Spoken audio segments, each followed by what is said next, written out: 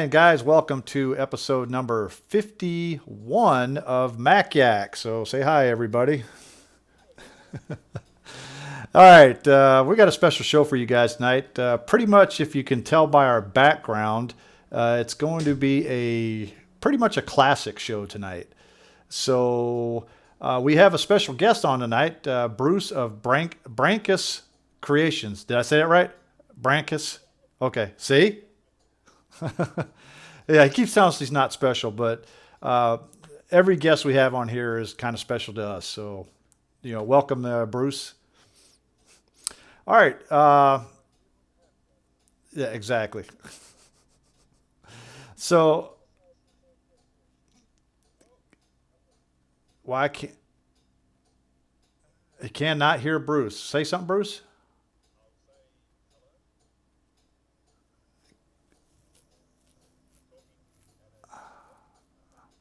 Hold on. All right, what about It's not now? Mac Yak without technical issues. I swear it's not my fault. All right, how about now? It's not. Can't hear anyone. Can't hear anyone but GT. Yep. Why can't he? He should be able to hear you guys. So Skype audio, did you mute everybody No. instead of letting one be unmuted? I have one unmuted. If they can only hear you, that means you've got Skype. Works now. No, I had to switch between. Now Bruce is the main one. I had Jay as the main one, so somehow Jay. Oh, so it's Jay's Okay, fault. let's just restart my the intro fault, then. right? Nope, Yeah, let's reboot, Nope. guys. it's all working now. All right, so again, welcome Bruce to Mac Yak. Thank you. Episode 51. Yeah, episode number 50. Well, they already heard that. They heard me say it. All right, so before we get started tonight, we're going to throw it over to Grudy for just a solemn announcement, I guess. Yeah. One of our regular viewers and actual guests, Dana, his uncle Carol died today, and we'd like to send out our condolences from the Mac Yak family. And we're here for you, buddy. And he's in the chat right now, so we love you, Dana. Yep, Dana, our prayers are with you and your family, man. Yep. Yes, it is. Absolutely. All righty, so before we get started here, like I said, this week is going to be mostly about vintage Macs. And if you notice that The background looks awesome, by the way. the background is made by Jay, of course, but And Steve. and Steve, yeah, Steve provided all I the helped a little bit. yeah. But as you notice that we have our three main experts on the bottom as bigger screens than us up little peons up top, that don't know a lot about this vintage stuff. So you're going to be hearing these three down on the bottom a lot more than you're going to be hearing about us up top. So that's the reason why we have it set up that way. Plus, putting 7 people on here, that's the best way to do it too. Yeah, That's true. And they paid more. They paid the most because the biggest window. My bride finally came in the mail. Yeah. Yes, it did. Thank you for the buttons. Yeah, thank you for the buttons, and we're still waiting for some stickers. Yeah, They're coming. that's gonna. I'm going to ship them yeah, out when oh. I send out those CPUs. 2021. Is that like saying the check's in the mail? Yeah, the check's been in the mail for a while now. A long I bet you while. had stickers printed and sent out before you send out yours. I even moved across At least I country no and longer still have the got them. worst reputation for shipping. That is true, Jay. That is true. Discord's did we going lose crazy Mike? on my computer. I didn't even turn it on. Quick. Okay, There we go. so yeah, Dana goes, Steve, if you're drunk, I'm going to enjoy this 325% more. You never know if I am or not. That's the wackiness that's going on. Oh, good, Mike's back. But this is our Just normal. drink from my eyesight container here. This is what we normally do, Bruce. So we kind of warm up before we start getting into our topics here. So we just kind of we're trying to BS a little bit, and get ready to go. The next segment we'll do magic tricks, so no pressure. Oh, no, that's great. I'm You good at will BS, do so magic that's fine. tricks. Yeah, Steve will. My subscribers disappear. Yeah, speaking of which, Steve has got over 1,000 subscribers. Plus, he's still a little bit shy of his viewership. So you guys go out there and watch his videos. Give him some Oh, yeah. watches. He needs the views now to start getting the super chat and everything else on his videos. So if you guys are out there, get on there and turn your Mac on. You're not using it, just set it to autoplay. And if you haven't subscribed yet, when he hits 1,111, he's doing a giveaway. Yep. Yes. So go to that Speaking video. of where- that, I'm doing a giveaway for Mac Yak and everyone else when I hit 6,000. Oh, nice so hijack check there, that out buddy. too. I'm telling you. Oh, actually, I think I hit the magic number. I'm Did ya? 4,001.1 watch hours, and if I hit that monetization button, it still records it as 60 hours needed. So I think YouTube just needs to catch up. That's okay. Yeah, go watch them. Yeah, just Some more hours couldn't hurt. Yeah. just And I'll put the link of the video in there. So if you make a comment on that, you're entered to win that giveaway. And to let you guys know, Steve shows us how much work goes into his videos. He has been working on this next video for a long time, running up and down stairs, trying to make video clips that he keeps forgetting to make. It's They're taken making what, it sound. like a year They're now? making it sound more elegant than it is. It's my stupidity and forgetfulness. Exactly. Or But- was that recording when I did that? Oh crap! All right, guys. Get your exercise. Yeah. Okay, so I guess we could go ahead and start on our first topic of the night. The first topic is only going to be the newest thing that we're going to talk about tonight. Everything else is going to be vintage. And the reason why we're talking about this particular topic is the new Mac Pro just came out. And I know everybody's been watching all these unboxing videos that people have been doing. I think iJustine bought 2 monitors, 2 stands, and the Mac Pro maxed out almost. So she spent probably well over $80,000 just on that computer. I'm a reasonable adult, but I'm not above jealousy. I hate a lot of people right now. I really do. I don't know. I'd say it was probably in the mid 60s GT. No, I think she was way up there because if you count those displays, the displays right there were about 14,000 right And there. grand. And the stand. That's That's true. including the stand, about 14,000. Stands plural. Damn, that's the dumbest Did she thing. pay the $400 each for the wheels? She says she's going to be getting them. Yes, Oh my God! Why? The wheels of why? because it's iJustine. Anyways, the reason why we got this topic up here is because Jay and I have been seeing in a lot of the groups, people have been posting about how much it costs. We Oh, it's just got it getting in the annoying. chat. And too. it's getting, to me, it's just getting flippin' annoying. Okay. The Mac Pro is not that expensive. I don't care what people say. It is not that expensive. In that Yeah. case, can I get 2, please? Sure. No. Here's the thing. If you can't afford the Mac Pro, it wasn't made for you. Oh, no, I feel Simple disappointed. as that. They are marketing this to true professionals. I mean, real true professionals. And that So- does not mean YouTubers. Exactly. So- YouTuber is not even a thing. This It's sounds like something you could put on your resume now, though. You could say owner of a Mac It Pro. annoys me when people say It I'm a proves you're professional. YouTuber. It's like, dude, you say that like it's a job title. It's not. I don't care how much work you put into your YouTube channel. Being a YouTuber is not a damn job. I don't care how many Unless followers you're you got. someone like Linus J. Whatever. He doesn't like Mac He anymore. is a media broadcaster. Someone's a bit angry. I looked up the price of a 5,1 12 core. All right? Mhm. In 2010, the base model 12 core Mac Pro cost $5,000. All right? Yep. That got you 12 core CPU, 2.93 gigahertz, 6 gigabytes of RAM. That's it. 6 gigs of RAM, a 1 gigabyte 5770 ATI Radeon card, which was pathetic even in 2010, and a 1 terabyte hard drive. All right. Today, the new Mac Pro starts at $6,000, so that's $1,000 more expensive. But it's also 9 But- years down the road, too. Yeah. But you inflation. get 32 gigs of RAM, 32, just for starters. You get, 3.5 gigahertz, 8 core, and you get a Radeon Pro 580X with 8 gigs of VRAM. I would say that justifies the price tag. Well, here You get a hell of a lot more now for almost the same price than you did almost 10 years ago. So I don't know what people are complaining about. Yeah. I don't get it. Well, Milky Jugs in the chat says, I don't know, I could build a similar rig for 2000. I highly doubt that.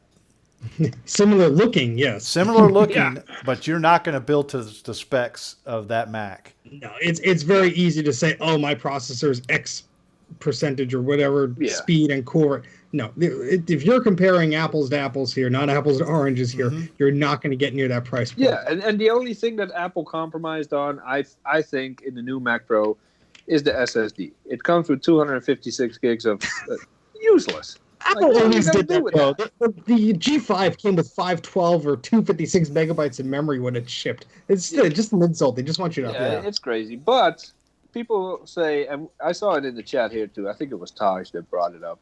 Oh, the maximum price is $55,000. Wow, wow, wow. Okay. So, do you need the maxed out model? Do you Why need exactly? 1.5 terabytes of RAM? Right? Yes, they do. No, they do not. But let's, Do you let's need bring two? It back to, Do you need two? Let's bring it back to 2010. Yeah. In 2010, if you got the most specced out Mac Pro you could possibly buy, the price tag was $20,000. Ooh. All right, that got you a 12-core CPU, 2 graphics cards, 32 gigs of RAM, and I think 4 512 gigabyte SSDs. $20,000. You know what $20,000 buys you today? I do. Nothing. I wrote it down. You got a 28-core processor, 96 gigabytes of RAM, 2 terabyte SSD, and a Radeon Pro Vega 2 Duo with 2 32 gigabyte VRAM banks. Damn. A much better deal than you got in 2010, I would say. And if you shuffle that around, let's say you want a 16-core CPU, you can go 192 gigabytes of RAM, 4 terabyte SSD, Radeon Pro Vega 2 Duo, and an Afterburner card, and you're still under $20,000. Yeah. Or you sacrifice a little bit of RAM, and you get 2 Radeon Pro Vega 2 Duo cards. You know, and for the price, you get a hell of a lot more today than we ever did with the 5.1 when it was new. Yeah. And of course, you get in the $50,000 range, but you also get 5 to 10 times more than the Mac Pro was ever able to offer before. So once you get above the $20,000 mark, you can no longer compare it to the previous Mac Pro or to anything Apple has done before. I agree. So the whole price thing, yes, $400 for wheels is absurd. Yeah. Yes, $1,000 for a monitor stand is bizarre. But you know what? The specs for the Mac Pro, the price is good. And nobody's going to buy RAM from Apple anyway. Yeah. They always overcharge. They always have been. You wait a year, you're going to find it for half price for Crucial or Kingston. So I think it's very specialized right now, so you're going to pay out the butt for it. Mm-hmm. So yeah, anyone Just that like says anything new. it's too expensive. Oh, the maximum price is this and that. As of today, I'm just gonna freaking ignore you because I'm sick of it. Oh, there we go. One guy says OWC already has 1.5 terabytes. There you go, Jay. OWC. Yeah, and they have it. Well, it's gonna break in a week, but still, I think that's $5,000 cheaper than what Apple currently offers for the 1.5 terabyte. So that's at launch time. There's already RAM out there, $5,000 cheaper. So imagine next year or the year after that. Yep. You know. Well, here's the deal too: is that even your 5.1, 4.1 Mac Pros are still going to be able to be used. I would say for another 5 or 6 years at the most before they become really slow and sluggish. But you look at it right now. I'm running Catalina on it right now. And I can't tell the difference between it and Mojave as far as speed. There's no difference there. And the only reason why I'm running Catalina now is because I'm running a 5700, which is what Apple is actually going to be putting in the new Mac Pro soon. Really? Yes. If you look on their website, it says coming soon, 5700 Pro XT. Well, that's the Pro XT. But it's close to what I'm running in this thing. You just have the normal one. But still, it's going to run. I'd be happy with a maxed out Mac Mini at this point. Yeah. So, And even the base model Mac Pro, as it's currently sold, $6,000, would be more than I need for the next 10 years, probably. yeah. Yeah, well, just wait for next year's revision, or however they were going to quickly update this thing. Because I'm going to wait 1 or 2 years. I'll find that's it the other used. thing. Apple takes forever to update their Pro hardware, so I'm kind of curious how long it takes them to actually revise this. So probably be a year and a half. But yeah, anybody who buys a revision 8 model is, I'm not doing that anymore. Well, it should be easy for them to do. I mean, we can slap in a new processor ourselves if we want to. All they have to do is change a few letters on the website, and voila, new specs. Yep. So, what about you, Bruce? I know you pre-ordered one. Yeah, I mean, the thing is that I've got a sort of a mid 2012 Mac Pro, and this is one that by the time this is sort of not useful for me anymore, I'll be ready to buy a second-hand one of these ones coming out today. So Exactly. that's where we basically all are. what I've always done. Yeah. Yeah, I think. Yeah, I think that makes the best sense, especially since you're using the machine. You put in your extra memory or your graphics cards or whatever you have to use, and the day it's too slow for you to do anything, you buy something else. Well, here's the thing But- too, Bruce, and you don't know this either, but all the other guys do. I actually replaced a 2017 27-inch iMac with a 2009 Mac Pro Right. because Okay. it just performed way better. Oh, yeah. Yeah, I mean, the thing is that I've got the 2 by 3 gigahertz hex core. So that the spec of this at the time, brand new in Australia, would have been insane. I mean, just sort of to give you an idea, the base model of the new Mac Pro here in Australia is $10,000. So it's an extra $4,000 buying it out here. The full version, the absolute top spec one, is just under $81,000. So Is that Australian dollars or? Yeah, that's Aussie dollars. Australian Okay, dollars, how does that which of compare course- to U.S. dollars? Is it? They're worth nothing. I think it's something like 60 cents or something at the moment. Sort of 60 US So- cents for Yeah, 69 U.S. cents. Yeah. So it's Okay, equivalent to what our cost is then, pretty much. Yeah. Yeah. So, but as I say, the computer I'm using now, I mean, I could have never ever entertained the idea of buying this computer new. It just would have been so far out of my price range, it was crazy. But then buying it a few years later, within my price range, and I mean, I've got no desire to upgrade at this stage, to be honest. I mean, I'd love one of these new Mac Pro, but this one's fine for me. Well, Jay's still mad at me for getting this one I got for $150. So I paid more than that. Asshole. Yeah. That's funny. I always have to dig at Jay on that one because he's the one that actually found it and told me about it on our Discord. So yeah, but I mean, the whole point of this thing this topic is that every other post in some of the Mac Pro users, Mac Pro upgrade on Facebook was that, oh, it's too expensive, it's too much, or blah, blah, blah. And I'm like, dude, it wasn't meant for you. Yeah, it really The wasn't. only And- question is really, is it worth the money? Is it value for money? Exactly. And you know what? The people that do the pro stuff, the hardcore editing, the 3D, they already pre-ordered one.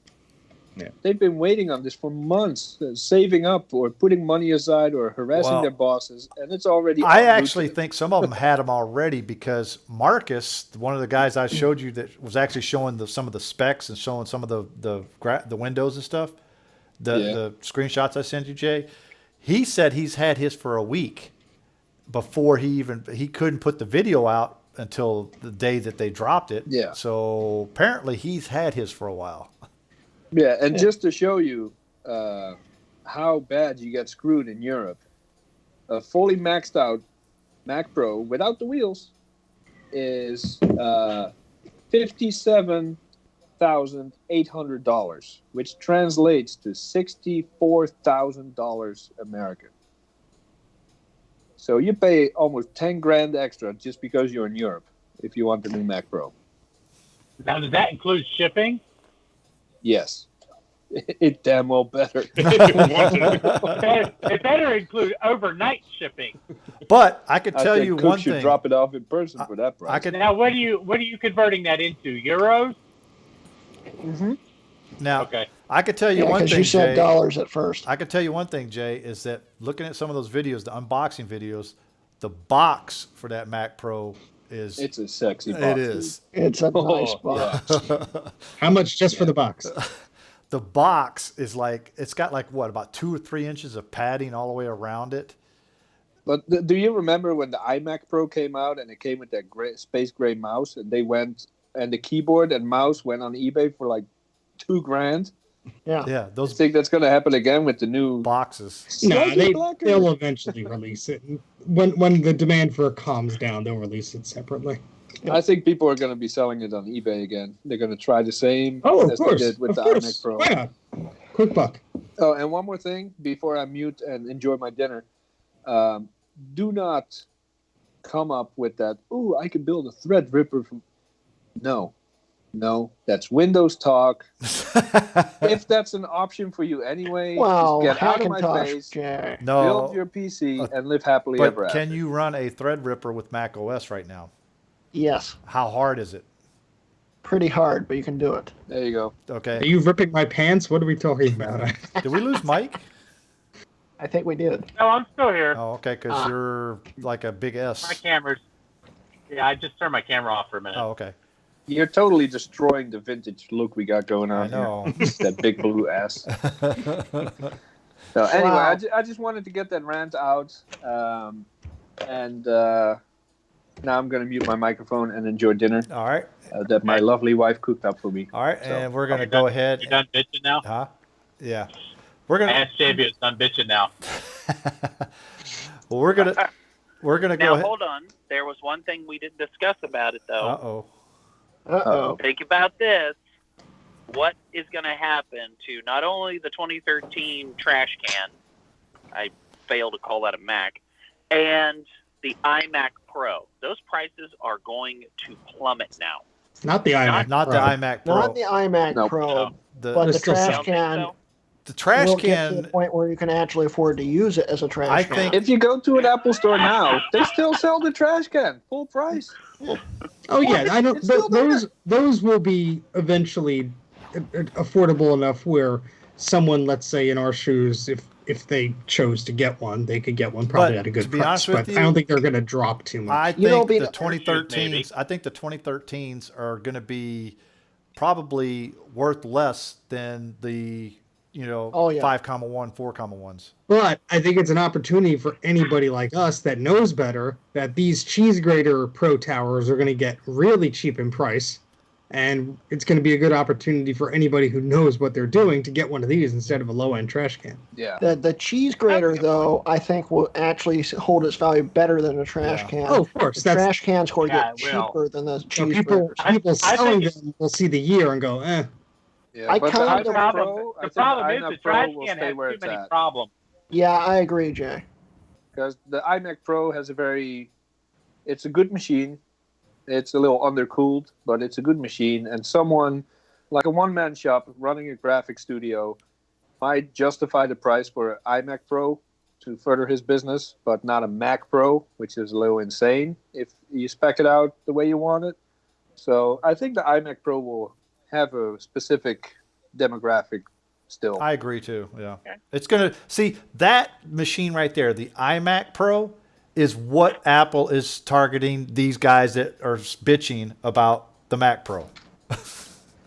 The iMac Yeah. Pro is just a lower. It's right between a regular iMac and a Mac Pro. Exactly. It's for the lower. It's just for the lower end market.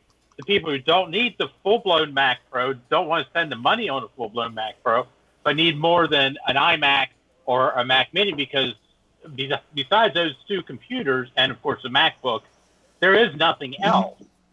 So they're filling in that. They could actually discontinue the Mini probably at this point, but I don't see that. I don't see that. That's They still just good for shoot your. themselves in the foot. Well, if you put it all in perspective, we've been complaining about Apple and the route they have taken with their hardware since 2012. It started with the crappy Retinas, then it got worse with the iMacs, then it got even worse with the 2014 Mac Mini. But if you put it all in perspective, the Mac Mini is a good Mac, graphically underpowered, but it's not meant for gamers or 3D artists. It's a good little machine. Plus The eGPU. iMac Pro is a solid design station, and the Mac Pro is the ultimate Apple hardware at the time. Yeah. I think hardware-wise, they're pretty much not with the laptops just yet. They still suck, but I think they're getting back on track.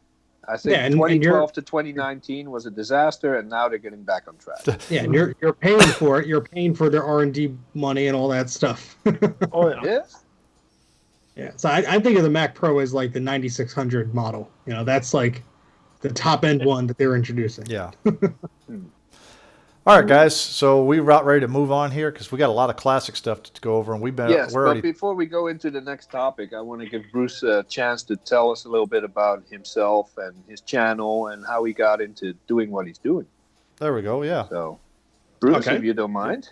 Yep, no, not at all. I'm in sort of Sydney, Australia, and I sort of started off sort of my working career working in a design studio, and so I was surrounded by Macs all the time. That was around about 1989. Sort of around about that time, sort of we had CIs, Macintosh 2CIs and SE30s and all that sort of stuff. And so I have a real sort of nostalgic feel, sort of with the old Macs, having sort of used them for such a long time professionally. I mean, I've pretty much used Macs for my entire professional career. I did, many years ago, I did a little Macintosh Plus like teardown video just for a bit of fun. I'd got hold of the Macintosh Plus on eBay, and I got quite a lot of people sort of viewing that. So I then managed to get hold of an SE30. And I was doing a teardown video of that as well. And then halfway through the teardown video, a capacitor fell off the logic board onto the table. And at that point, I sort of stopped recording, and that was it. And that was kind of my first exposure to repairing old Macintoshes. I, sort of started, I sort of recapped that one, terribly, I might add. And then I sort of started getting into repairing modern Macs through sort of watching, initially having a broken computer that found out sort of method for repairing it via, Lewis Rossman, and then learning a lot from him, which I'm sure a lot of people would be able to say the same. And then sort of decked out the workshop with all the right gear and was doing a lot of repairs to modern Macs. And then I then sort of started by request doing sort of recapping work. And of course I found that a walk in the park compared to repairing, like a modern sort of MacBook Pro, because the components are like, 10 times the size. So I sort of found that when I sort of started saying to people, I can recap your Mac, I then started just getting a lot of people sending me their stuff. So that's sort of, and then I, sort of, as I say, because I started with that initial video of the Mac Plus, I then just started doing videos. I didn't really do much research. I didn't look and see what was out there in terms of other videos. I just sort of started filming my own just for a bit of fun. And that's sort of, where I went. I'm not like an electronics engineer or anything like that as a full-time job. I'm actually a programmer, work for myself. But I just sort of do the repair and recapping on the side. So that's pretty much it, I think. That's pretty much the main story. But you say people send you stuff to recap. Where do you find those? Or do they find you? They find me. It's all through Facebook. So I'm on.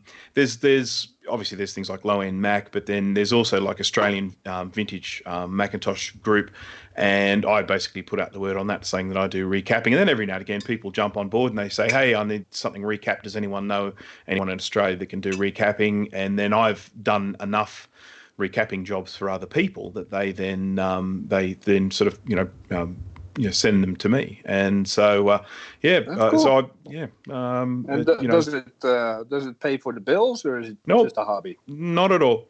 It doesn't.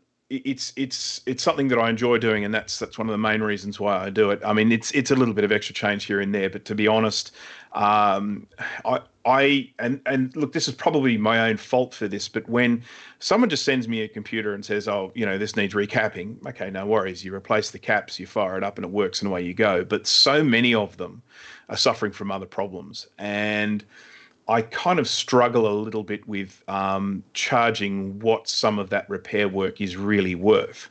And if you're sitting down, sort of diagnosing and repairing a computer for a few hours, the bill's going to end up being more than that computer's worth. And Yeah. I don't like that. I like to try and keep these computers going wherever I can. So, I mean, I charge what I can when I can, but there are times where I've spent an entire day on a computer sort of trying to repair it, and there's just no way I'm ever going to be able to recuperate that money. I'm very familiar with that problem. I undercharge or even do freebies just to keep that Mac alive, because I know that if I charge even half of the time I spent, there's no way they're going to pay it.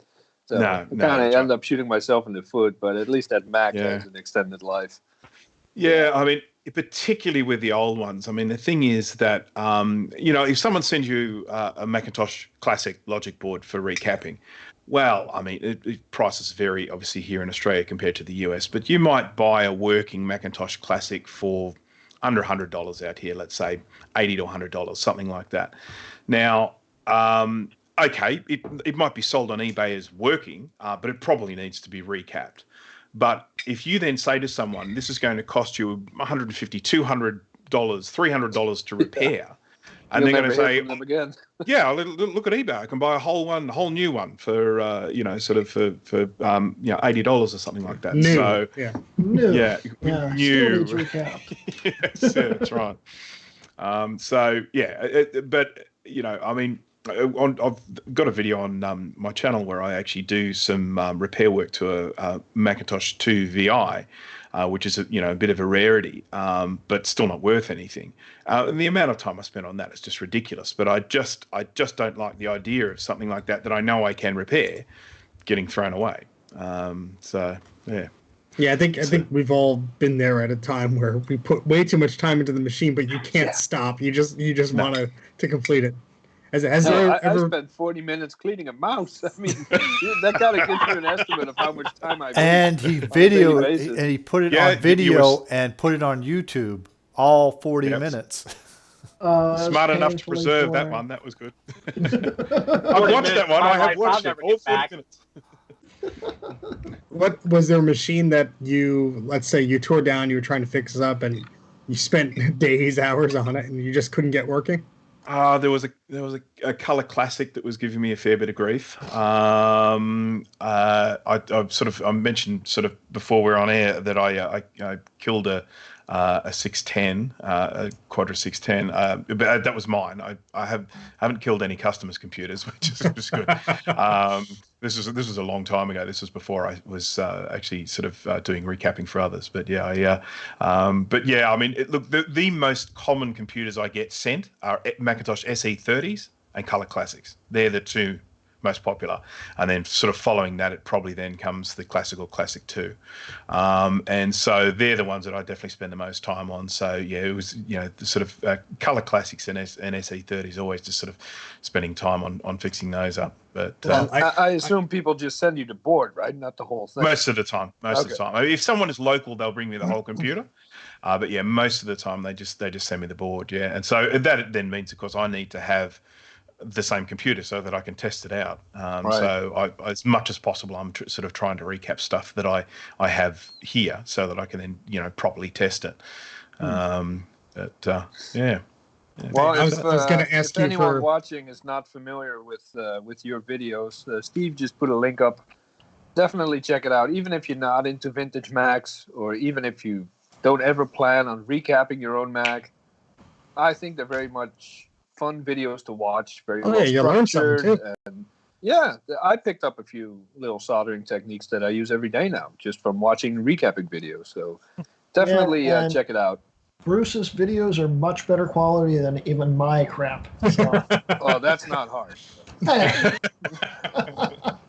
He doesn't have. I should mention I did do a little bit of video production in one of my past jobs, so I've got quite a bit. That explains a Well, lot. plus he doesn't have squeaky tables, or And Yeah, I Grudy, fixed that he table.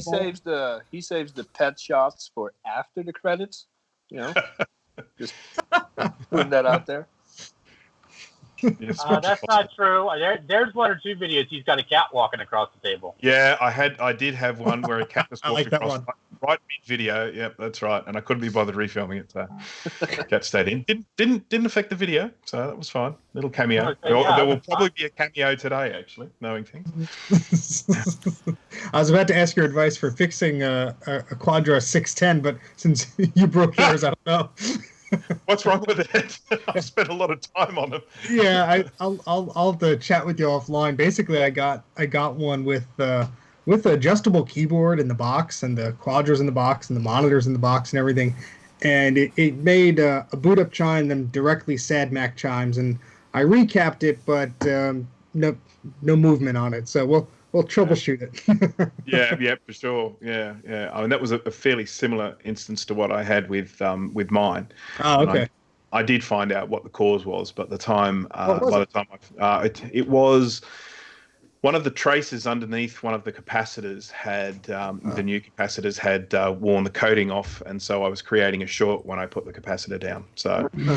The pad of the sort of tantalum capacitor was bigger than the pad of the original electrolytic, so it was taking up more space, and created a short. But anyhow, Did not think of that. Interesting. Cool. Thanks for the tip.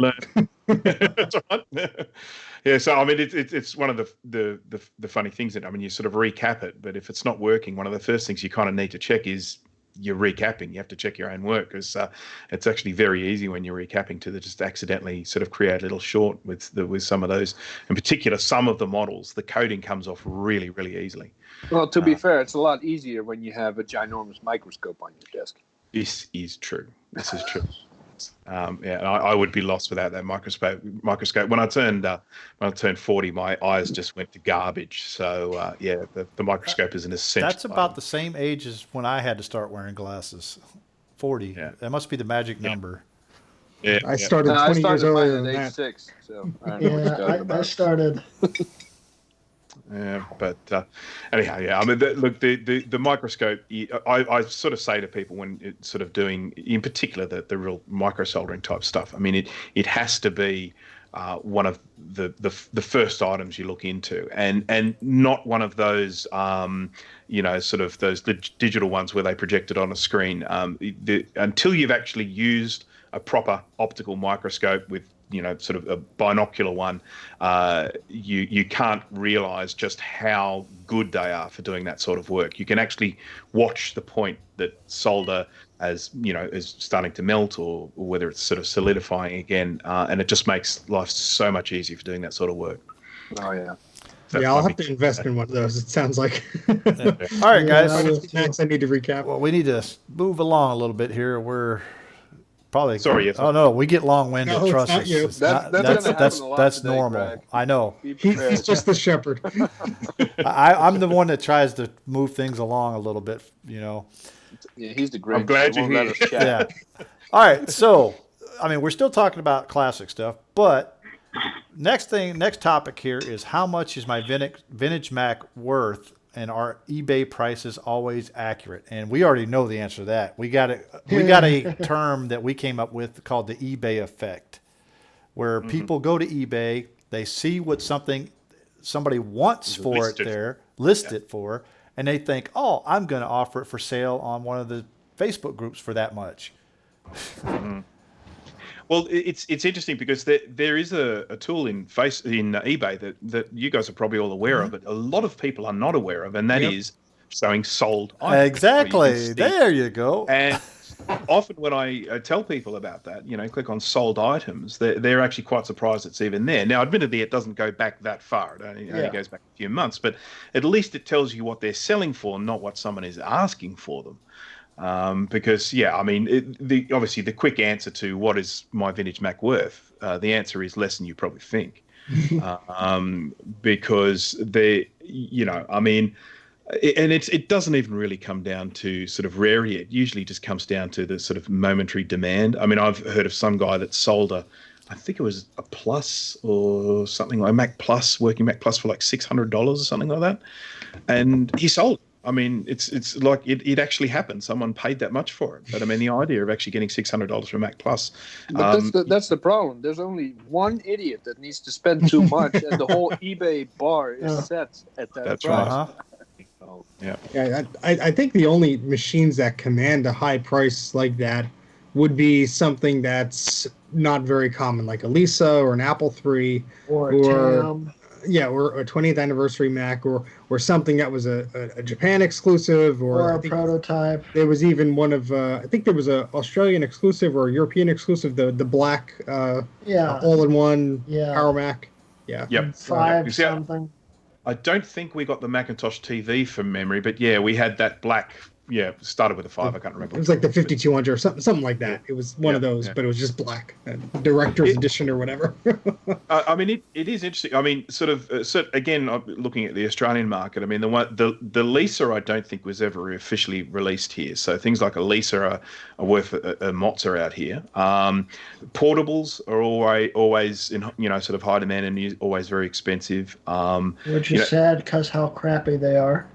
I mean, they're horrendous. Absolutely horrendous. But look, lemons become popular. Lemons become, I mean, Apple IIIs. I mean, people are paying a fortune for those. I mean, what a lemon that was as well.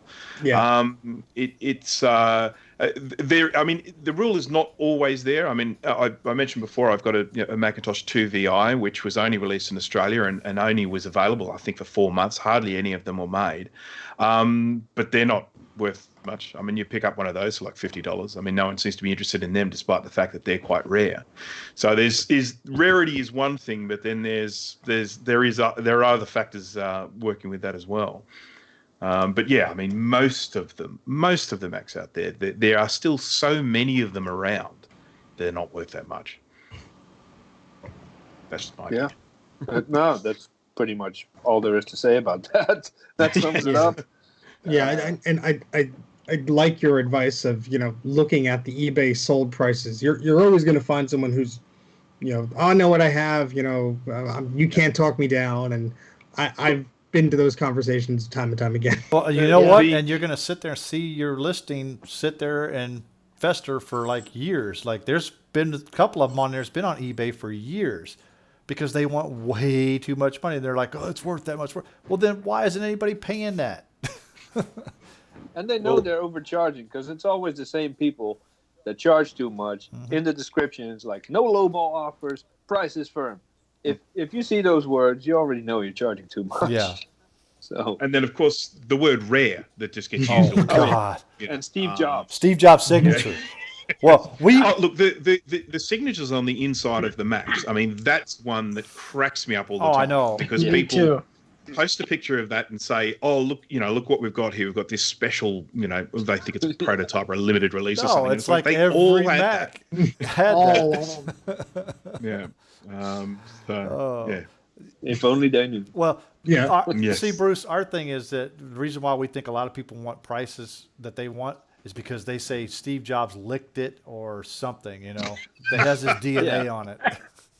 Yeah, that's right. Well, it is sad, but this is the time we live in. If it has an Apple logo, people think they can cash in on it. And it annoys me, especially in the Facebook groups and the websites that I visit, where you're mostly dealing with collectors. And then there's these people that just grab it for the sake of having an Apple, and they try to flip it like it's a good property or something, and they kind of ruin it for everybody. Yeah, but that's just my 2 cents. I have a related question because I have an answer, but Bruce, what is the most overpriced, insane, vintage Apple product that you saw offered for sale that the price was just absolutely bonkers? You mean what were they smoking?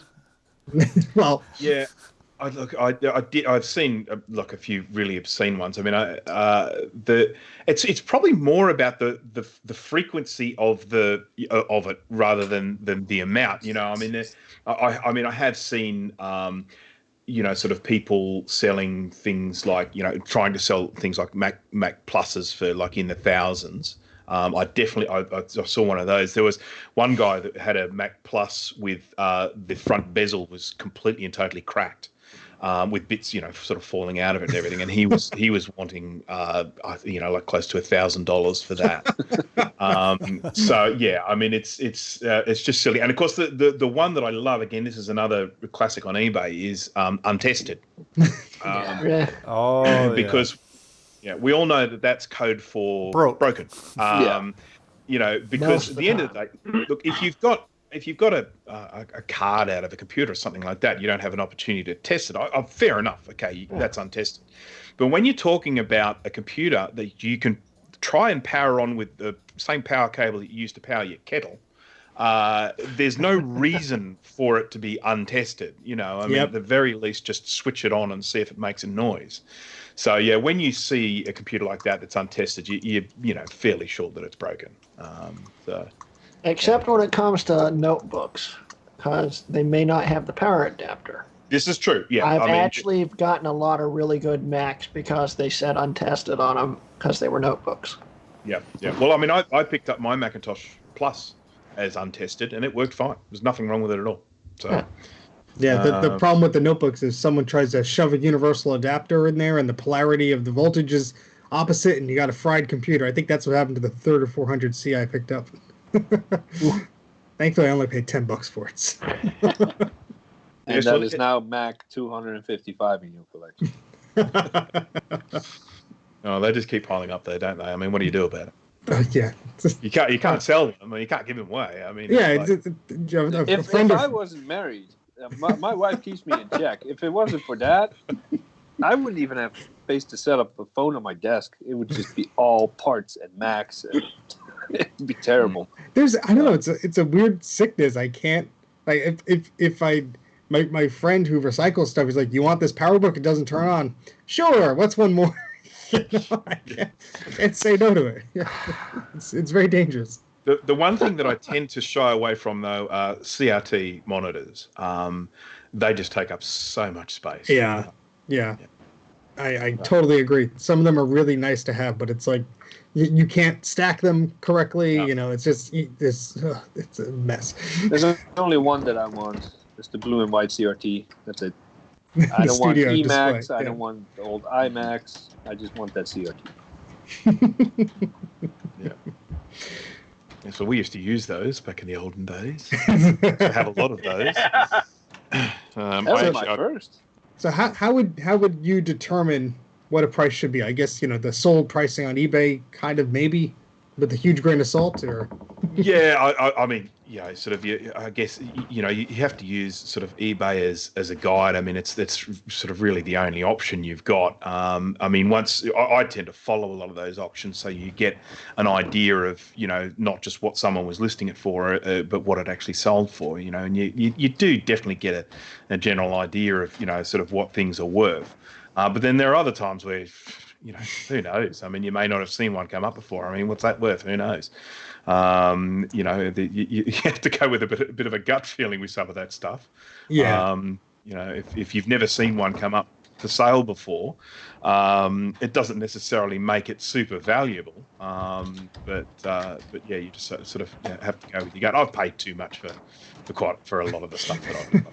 There are times after you press the buy button, you're like, oh. Yeah, it's just the convenience of the thing. It's like it's there. I want one of those. Bang. Okay, it's mine. I think we're all familiar with that pain. Yeah, that's right. Yeah, so the money I spend on mirror drive door Macs is just insane.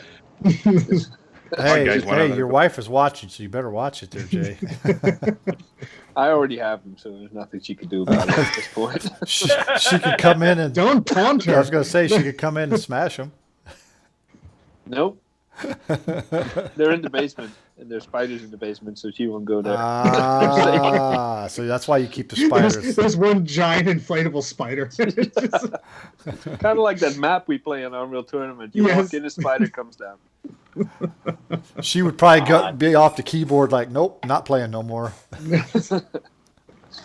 But I mean, I think for most people, when it comes to sort of the computers they're collecting, there's usually some sort of nostalgic link that you have. I mean, you're not just sort of indiscriminately just going out and buying whatever Mac you want. You have ones that you have some sort of attachment to. And I mean, I had sort of a compact Mac early on, and as I say, I worked with 2CI computers and SE30s and stuff like that, so they always have a place in my heart. So I sort of, my collection is pretty much based around the Macs that I like, and I think it's the same with most people.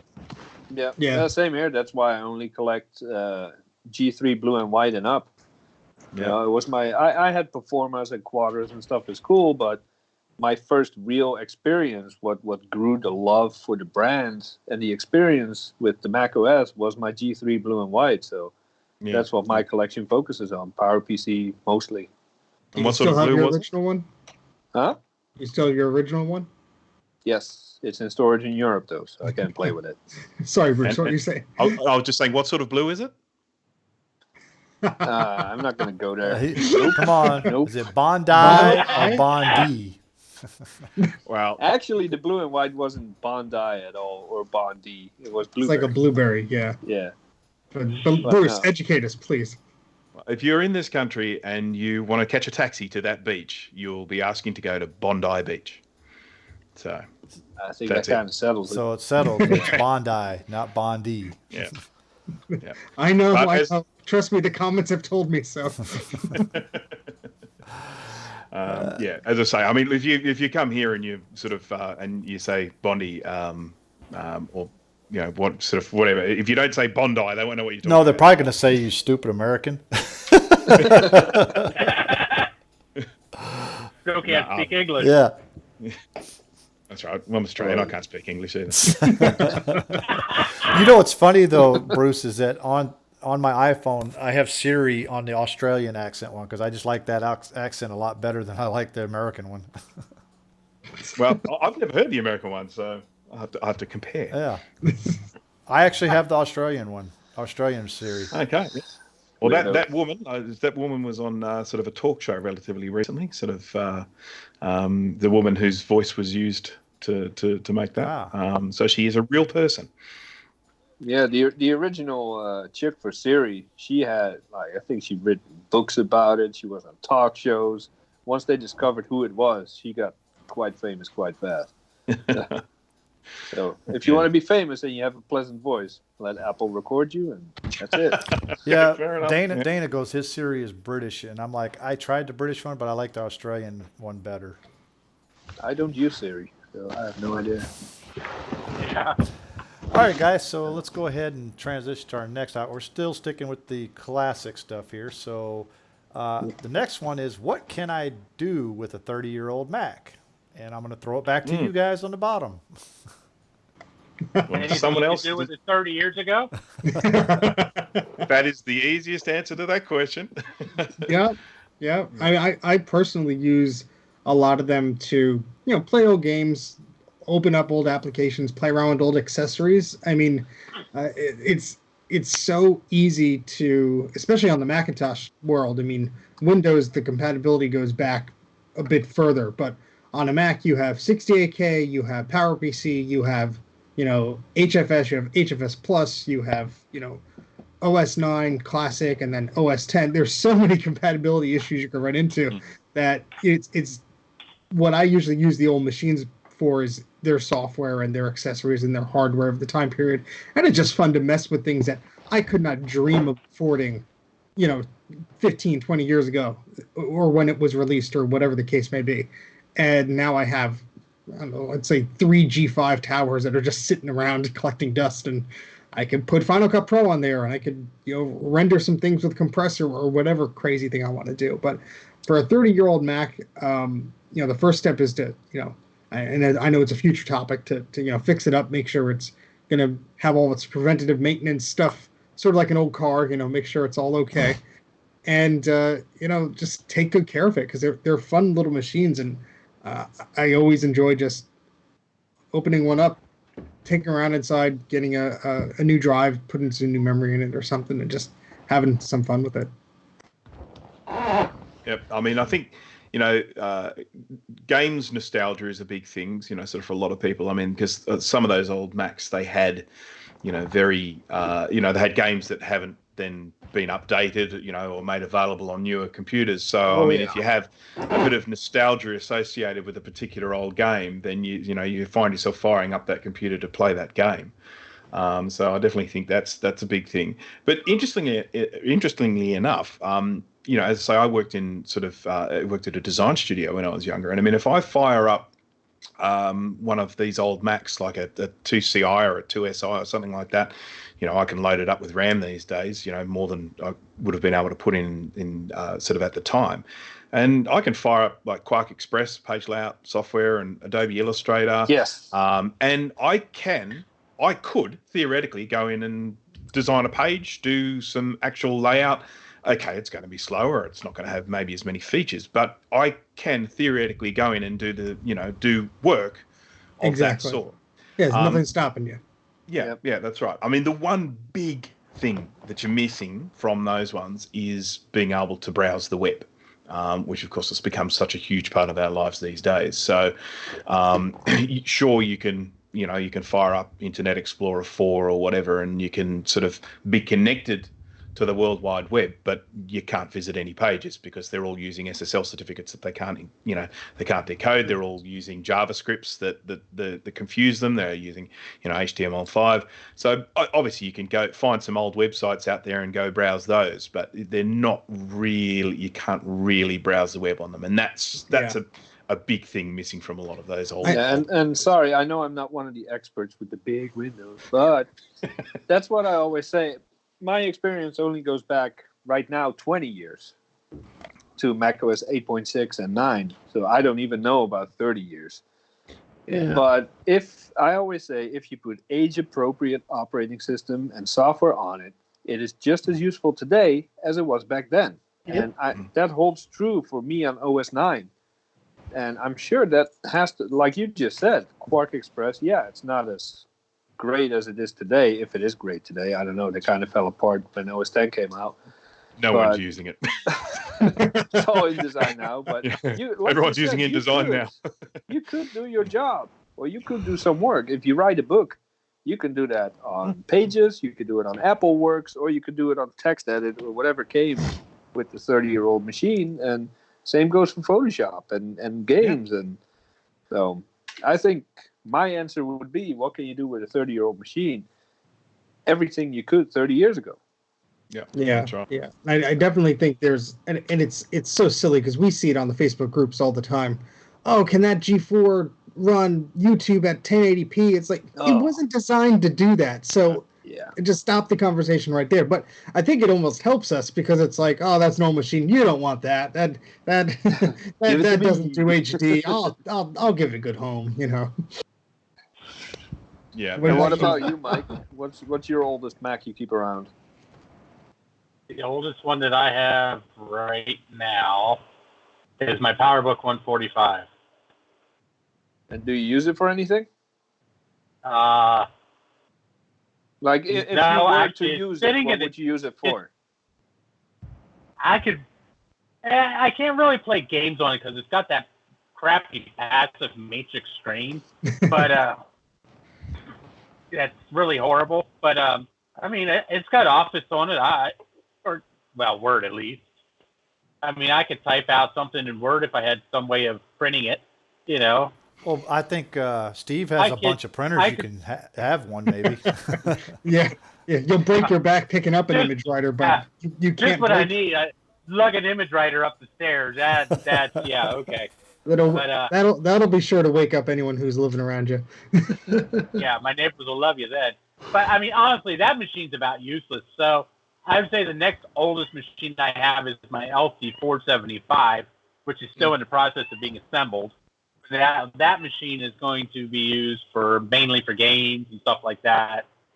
And I still have tons of software. My God, I've got 20, 30 gigs of old software for pre-OS 10. So, matter of fact, the only legal version of Photoshop I own is version 4, I think. Not bad. My last one was 5.5. Oh. I got it at a steep discount because I was a student at the time. So, I mean, I could still go through and do photo editing stuff, but the machine can never handle. I mean, my digital camera is 24 megapixels. I mean, it would probably take 6.5 hours to load one JPEG on the screen on that thing. Imagine doing an unsharp mask on it. Oh, jeez. Yeah. Radio blur. So, See you next week. Yeah. Yeah, needless to say, it wouldn't be the fastest thing. But, I mean, I could theoretically do it if I wanted to. I could get on the internet with it as long as it's just basic stuff. Yeah, no YouTube, no Facebook. I could probably browse MySpace and feel Does that still nostalgic exist? for.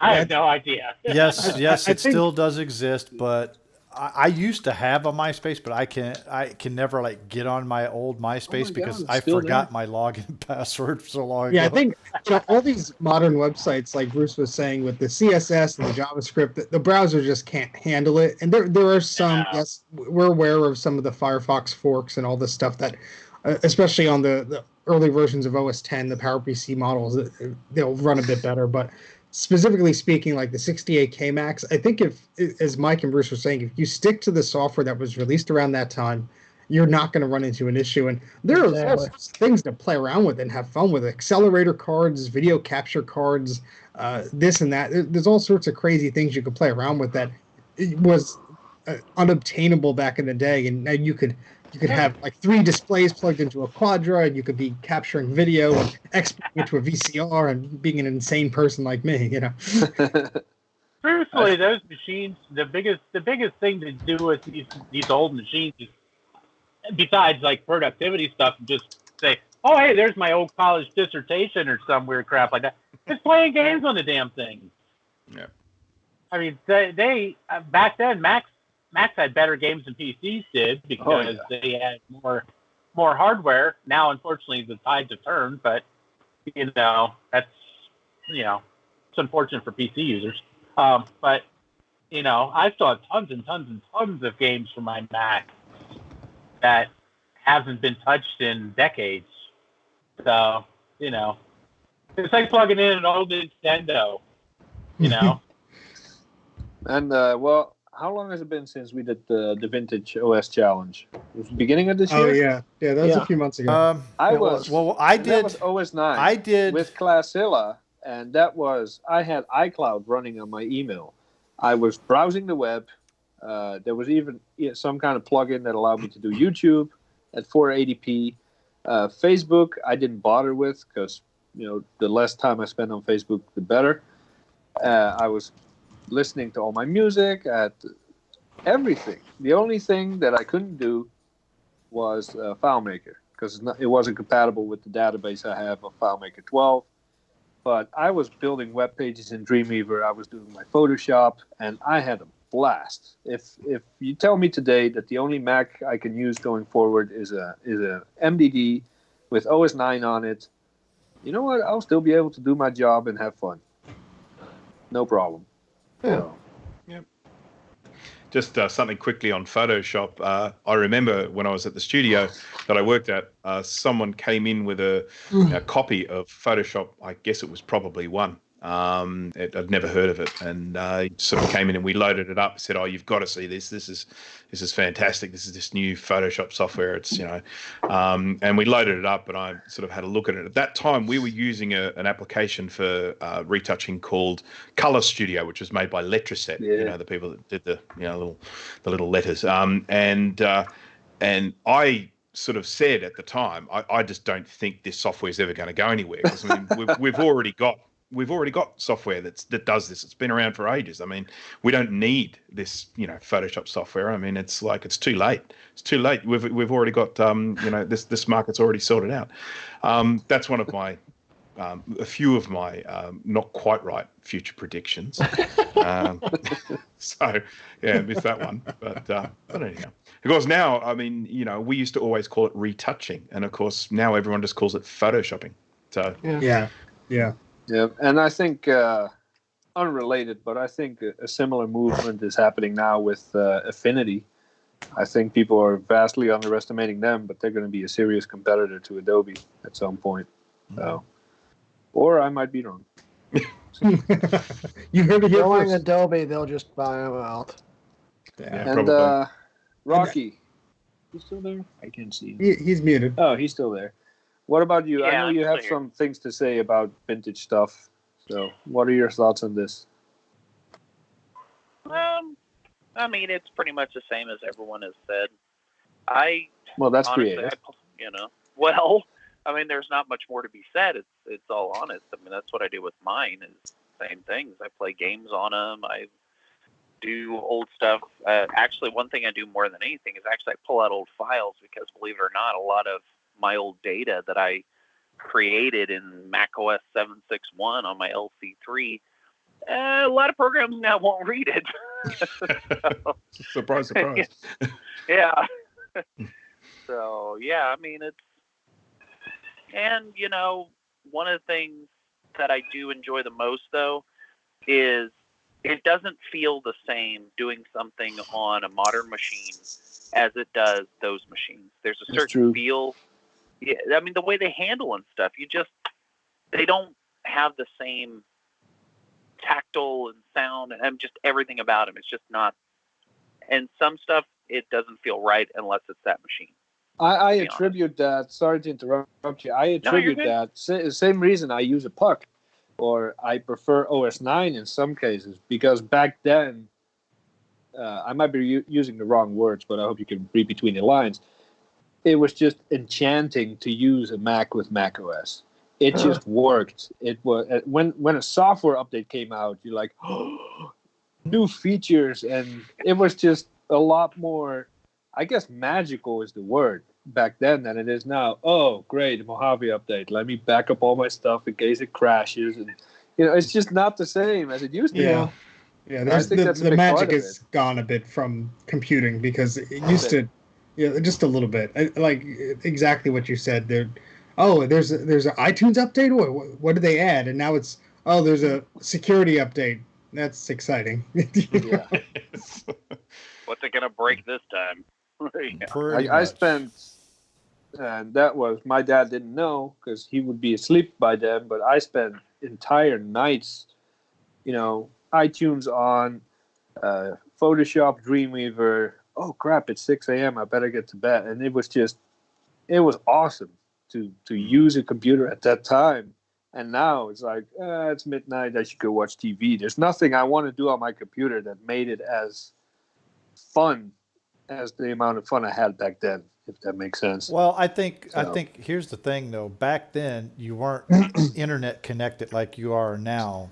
You know, Yes, it's definitely a huge big impact. difference, and all the social media networks that you have out there nowadays. I mean, there's really nothing left, to the imagination of using the computer anymore. It's like it's become so commonplace that even the idiots out there now go and get a computer or iPhone or a tablet or something like that, and they can use it. Before, Yeah. back then it took some skill to actually try to use the computer, and that's the fun part of me. For me, the fun part Yeah. was learning how to do all that stuff. Yeah, Same. no, I definitely agree. And that was the fun about working for Apple at the time. Everybody that showed up for support was a professional or a creative in some capacity. And fast forward to 2010 when I started working at Apple here at the Genius Bar, like my iPhone doesn't work, my Facebook crashes, and I'm like, wow, this is not fun anymore. It's not fun at all. So, Yeah. I mean, every time I Justified. acquire a new Mac, I mean, like sort of, buy a new one on eBay or, sort of someone brings it in. I mean, that very first, moment you get it where you're sort of opening it up, checking how it's configured, loading it up with RAM, putting in a SCSI SD or something like that, installing a new system. I mean, that's the joy of it. I mean, that's the real fun, getting it all up and running again. yeah. And it And doesn't Dana take half Dana as has a much. point. He says, "I miss the days when storage was an absolute premium, and Yes. developers had to actually crimp to save every bit or kilobyte they could." It's And true. that's true. There's no such thing Yeah. anymore as Yeah. software optimization. It's like just Bloat. keep throwing hardware at it and hope Now it it's works just instead of bloat. It's so much Yeah. Yeah. bloat. And you're Oh, a yeah. programmer. Super I don't know bloat. if we're talking software programming or what, but you're probably familiar with what we're talking about. That nobody really strips it down anymore and starts No. fresh. They just keep building on top of old garbage. Yeah, I mean, look, the sort of classic example is, again, when we were in this sort of design studio. I mean, we were talking about color images. I mean, you would crop your images, close to the size you're going to use them. You would reduce the resolution to the, only the, required output for printing them out, because you just didn't keep, loads of high res images because there just wasn't the space to do it. Oh, yeah. Well, yeah, and back of course- then you only had 10 megabyte hard drives, and it was like, you were like, damn, that's a lot of space. You didn't think you were ever going to fill that up. Nowadays, a Word document won't even fit in 10 megabytes. Yeah, 32 gigabytes. I mean, and that's a small one. Yeah. Yeah, no, it's crazy. I mean, and there were thousands of dollars to buy hard drives back then. I mean, we were talking about the cost of the Mac Pro. I mean, sort of back then, if you wanted to get an SE30, it was something like $10,000. I think 2CI was sort of up around that. I mean, I realize that that's a long Well, time here's ago. the thing. And the same argument applies. Back Yeah. then, if you were a professional and that machine made you money, it was worth every penny. You didn't even think twice about it. And the same goes for the Mac Pro. Well, now. remember But the we're not going back to Lisa. the Mac. The Lisa came out at $10,000. Okay.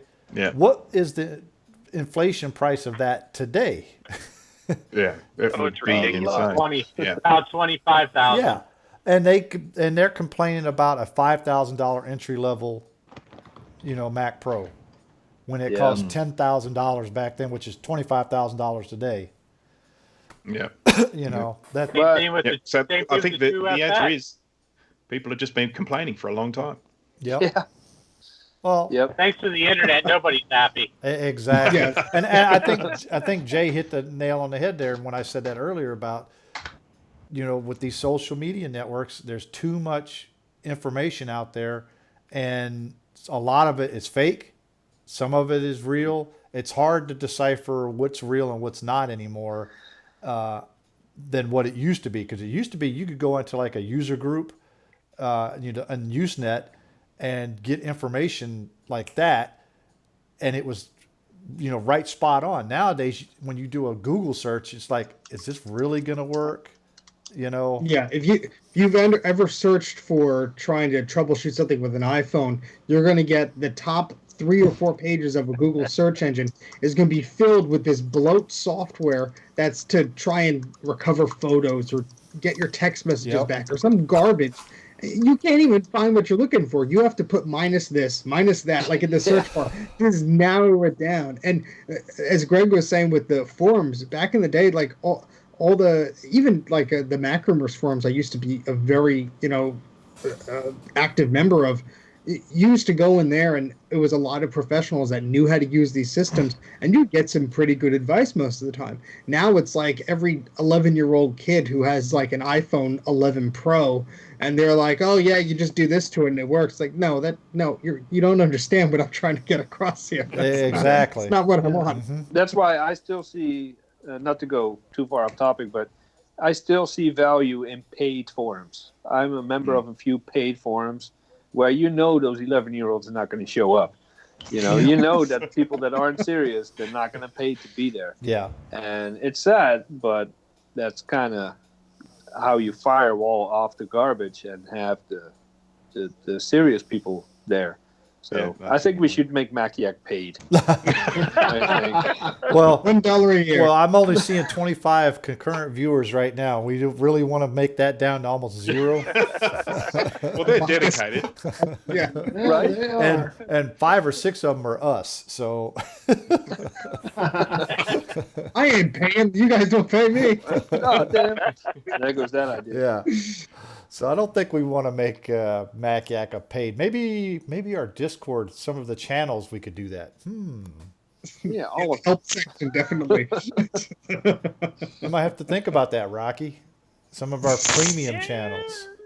Yeah, we'll talk about that All after. the money goes right to his wallet. He's on board. Oh, that reminds me. I still have to bump up Bruce to a new role here. That's right. Oh. Oh, that's He was, right. Yeah. He's a guest now. There you go. Ooh.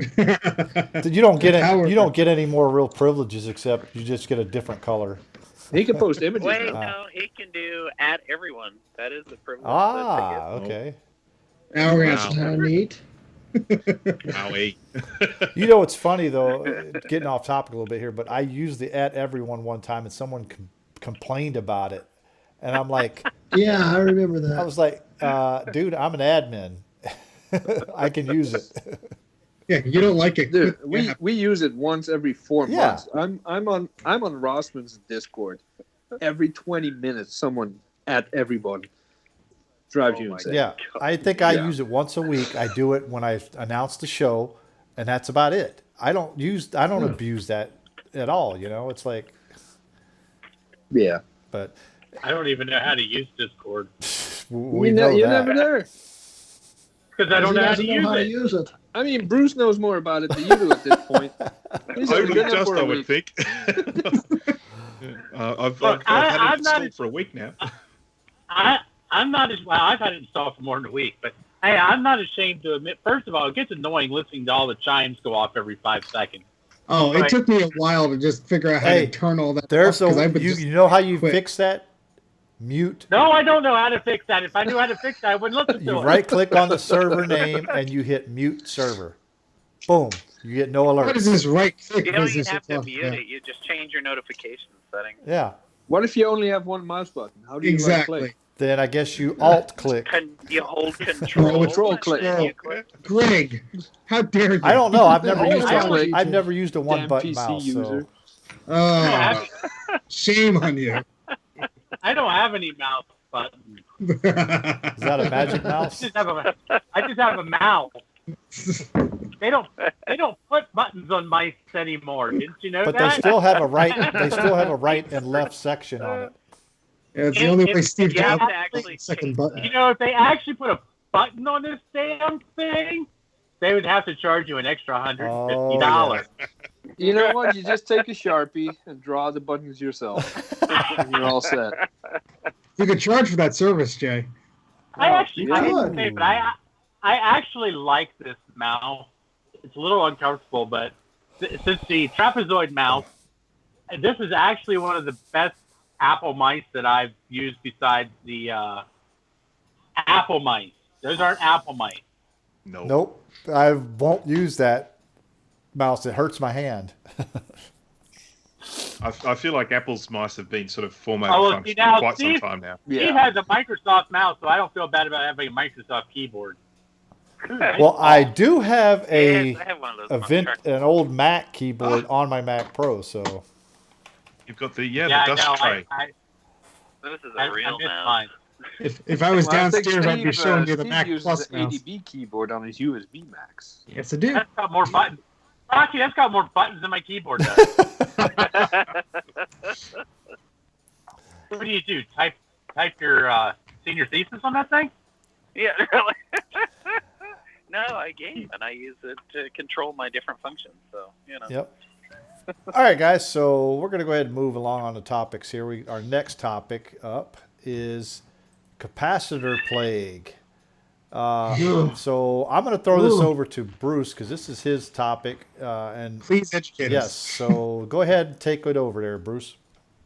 Okay, so the capacitor plague, there are sort of a few different accounts, but essentially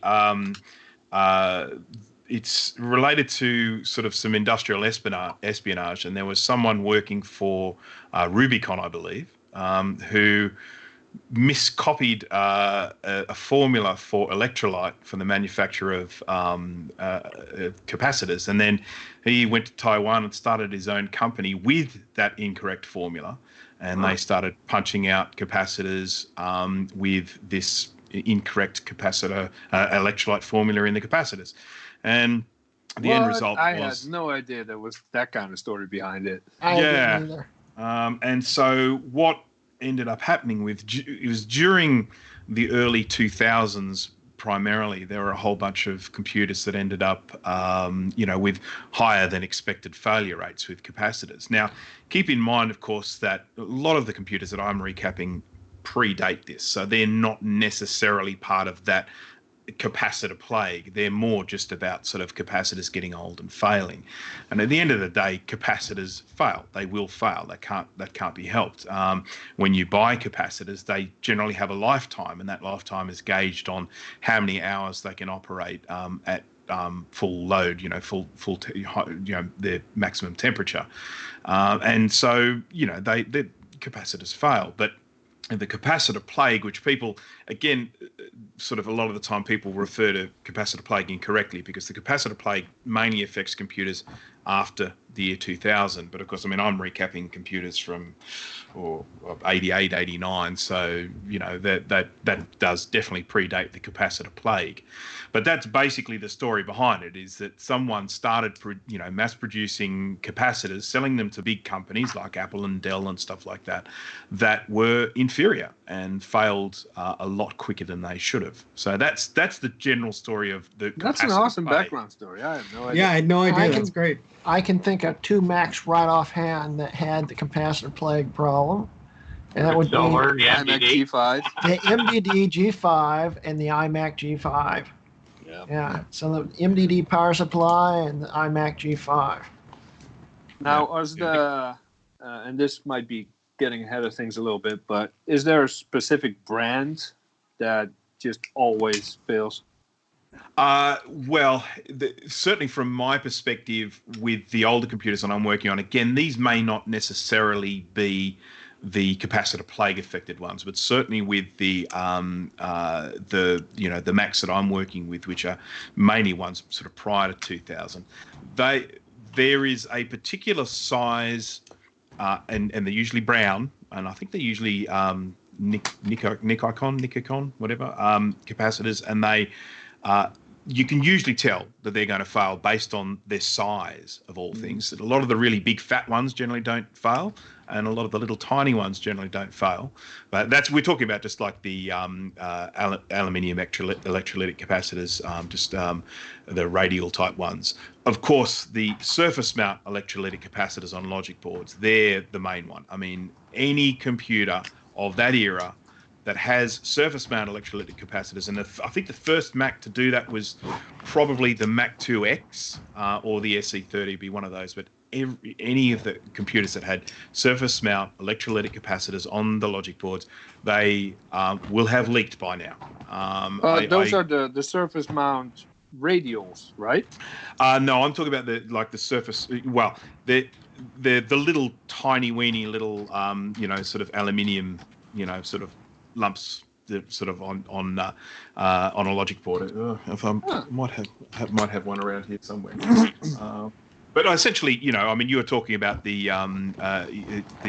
610. You mentioned to me that you were going to be. Well, they have a little black plastic square with a little radial cap on top of it. Those are the ones. Yes, that's it. That's right. Yes, okay. That is it. Okay. Yeah, that's the one. And the funny thing is that I regularly get people sort of saying, "Oh, I've got that old computer," and you say, "Oh, get it recapped," and they say, "Oh no, it's still working fine. There's no sign of any sort of leakage or anything like that." And I guarantee you, if you have a close look, you will see some level of leakage, some level of corruption. None of them are immune. There are varying levels. I accept that. Some are worse than others, for sure. But they all have it. And then you've also then got the issue with sort of larger capacitors in sort of power supplies. And again, with those ones, it's usually the size more than anything of those ones that fail. You can usually look at one and go, that one is probably prone to failure because of it's this kind of mid-sized capacitor that generally tend to fail the most. So that's what I do most of the time. That's exactly how you described it. Exactly what happens to me, because I have a sizable collection of vintage Macs, and when I go play around with one for a while, eventually it dies. I move on to another one. It dies. And so I have this laundry list of recapping that I have to do, and it's overwhelming, as I'm sure, I don't know how many machines you have in your collection, but, it's something that, I don't care how it looks. I don't care if it's clean. I don't care if it's dirty. I try and, or need to recap the thing. That's all I care about. Yeah, I mean, I tend to recap them as soon as they come in the door. I don't let them sort of let them pile up. I mean, I've got like a beige G3. I haven't recapped that. I sort of figured that'll be a problem later. I think people have been saying anything from like 98 before 1998 is sort of like the in danger zone right now, and everything after you should be precautionary about it. Some people are even saying some of the iMacs and stuff like that, but a lot of that stuff, it's also the heat, I think, also plays into it. Yeah, that's right. So I mean that's sort of that's what I'm doing sort of most of the time with these is just pulling off old capacitors and putting on new ones, and I just love it when you get one that doesn't have many. It was the LC3, I think, is like 14 or something on that, or 17 caps on it or something like that. I mean, I just, when they turn up, because I sort of charge a flat rate for recapping of a logic board. So when one of those turn up, it's like, I have one of those where it's whining, when you turn it on, the speakers making all these weird radio frequency sounding noises, and got to recap it. Where do you get your caps from? I know we've heard Steve's recommendations. Obviously, you might have a place that ships a little closer to you, but. Yeah, I buy from a company called RS Components, which they are international and they do have places everywhere. But for me, the main reason why I use them is because, first of all, if they have it in stock locally, they will deliver it the next day. Shipping is free. Wow. If they have to get it from overseas, I usually get it in about sort of 5 business days, and as I say, shipping is free. So and there's no minimum quantity. So I mean, I can just buy like 5 capacitors and get free delivery. So that's I need to check that out, because a big company here is called Mauser, where I get all my capacitors, and they charge arm and a leg for shipping. So the one you suggested was RS Components, is that correct? RS Components, yeah. Now, I don't know if that shipping is the same everywhere, but certainly in Australia, that's the. I think they're quite big in the UK. I'm pretty sure they're I could be wrong, but I think their head office might even be in the UK. But I could be completely wrong with that. But if you go to their website, they have a beautiful little map, and there's all these countries and everything. And it lists Europe all the way down to North America's at the bottom. So we'll see. We'll see how well they doesn't ship. bode well, does it? But yes. Go ahead. Sorry. It says all deliveries for $9.99. No minimum order value or quantity. It's not bad. Still cheaper than Mauser. Yeah, I've been putting off. I have. You may not know because. I don't make it known too much, but I have probably vintage Macs. There's probably over 80 or 90 of them. The ones that probably need to be recapped in one form or another. Oh my God! So there may be like power books and this and that, and some of them are broken and stuff. So so I need to order some more capacitors, because the ones I've been using aren't doing the trick anymore. It is. It's a sickness. That includes monitors and stuff too. I'm not that insane. I mean, the worst thing is that every time someone sends you something new, I mean, there's always like 1 or 2 capacitors you don't have. So I mean, you're just continually having to buy more and more different types of capacitors. I mean, I just got hundreds of different types of capacitors, and I might use some of them only once, when just someone sends one particular computer over. It's like, okay, there's that one. And so that's something where you kind of end up committing to it after a while. When you said, I'm going to recap a few computers here and there, and then the next thing you know, you've got this mountain of different types of capacity. You sort of think, I got to do more to make up for all the money I've spent on these things. I mean, this is the thing. Someone asked me the other day, can I recap an amplifier? And it's like, yeah, I probably can, but I probably don't have the caps here. Yeah. Yeah, I don't recap enough. I still have to order the caps for whatever recapping job I'm about to do. I don't have any stock. I keep some stock of Xserve G5 power supply caps, because I had to do 7 of them myself. But yeah, if you send me a board now, I have to figure out what caps it needs, order them with Mauser or wherever, and then do the job. I don't have any stock. I mean, the logic boards are probably the easier ones because most of those Mac logic boards all use the same. There's like 4, I think maybe 5 different types. And as long as you keep a reasonable stock of those 4 or 5, you can do almost all of the Mac logic. I might cheat off of my test here and get a little list from you of the common ones and just order both of them. Because I've seen the 16 volt, what is it, the 470 or 47 16 volt. Yeah, so I ran out of those real quick, and I'm like, I bought one of those sampler kits or whatever, and has a bunch of others, and like you said, you use a lot of the same one, so I have like everything of the ones I don't need. Yeah. No, the 4716 is the ones that sort of have to stock up on the most because they're definitely the most common on all. Yeah. Now, a quick question. Sorry. Go ahead. Do you have a specific list? Let's say you get one and the caps are in bad shape. You can't read the label on them. Do you keep an inventory of which are needed for which machine and which capacitor number in each slot? I know there's some resources online, but well, it's interesting you say. There's this website called recapamac.com.au, which may or may not be my website. And let's spell that URL very carefully again.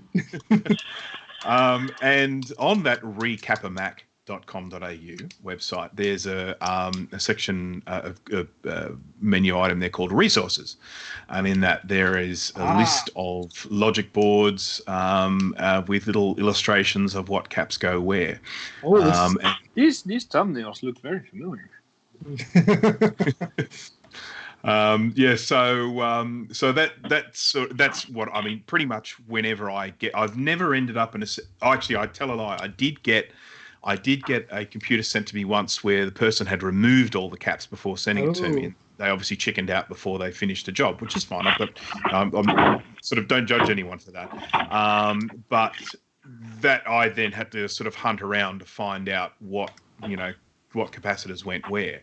But for most of the ones that I do, as soon as I get them, I take a photo of them, I make out one of those little guides, and then I'm sort of set for any that come in the future. So far, no I think now one of my excuses of, I can't take out all the caps from this machine now because I need to mark them down and write them. I know there's slight variance on some revisions and such, but I feel brave enough to revive 2 of my color classics now. So yes, yep. No, look, the main problem with the color classic, of course, it's got that big plastic connector down the bottom, and it's got 3 capacitors that sit just above that, and it's then very, very easy with your soldering iron to just sort of melt little dips into that connector.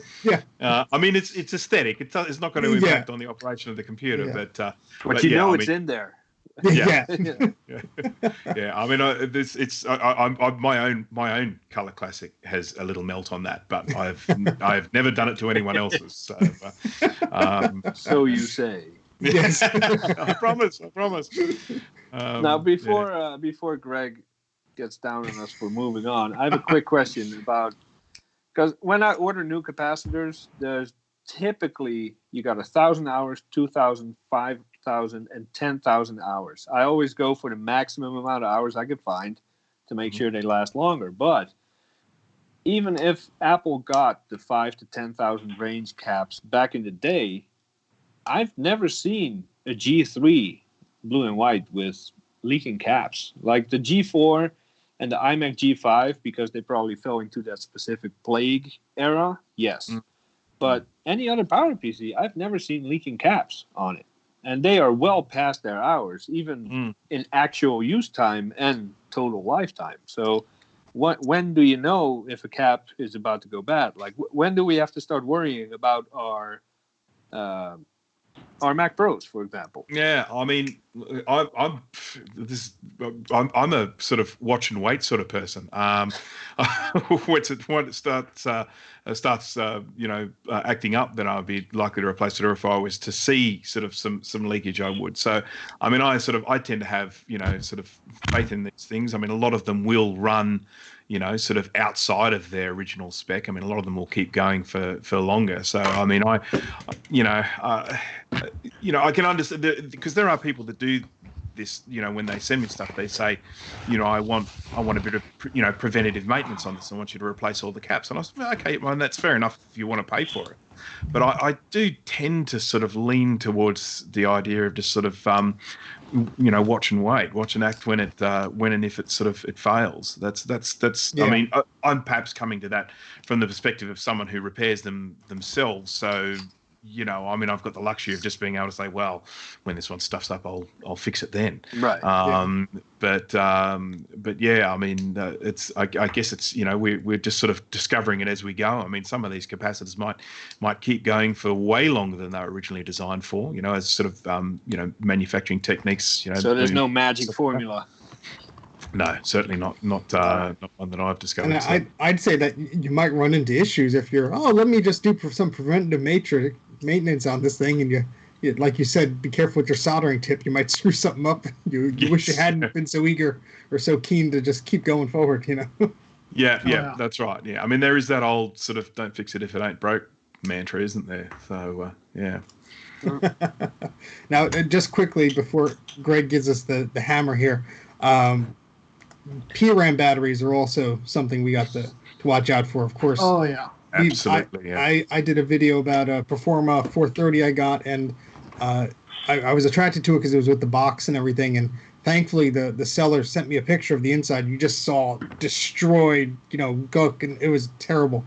And, a lot of the machines that people say, oh, it's untested or whatever, you probably open up, it's either the caps or the PRAM battery or both. That's right. And the PRAM battery is capable of doing so much more damage so much faster once they explode. And generally when you're looking at the boards, a lot of the time when you see sort of like red goo, a lot of that will usually wash off. But when you see green, that's usually an indication that the components have corroded through, and that's often the gauge that I find is if you're seeing a fair bit of green around those, then they've had it. If you're having to try and repair pins on ICs and stuff like that, that's an absolute nightmare. I did a live stream. I got a Quadra 800.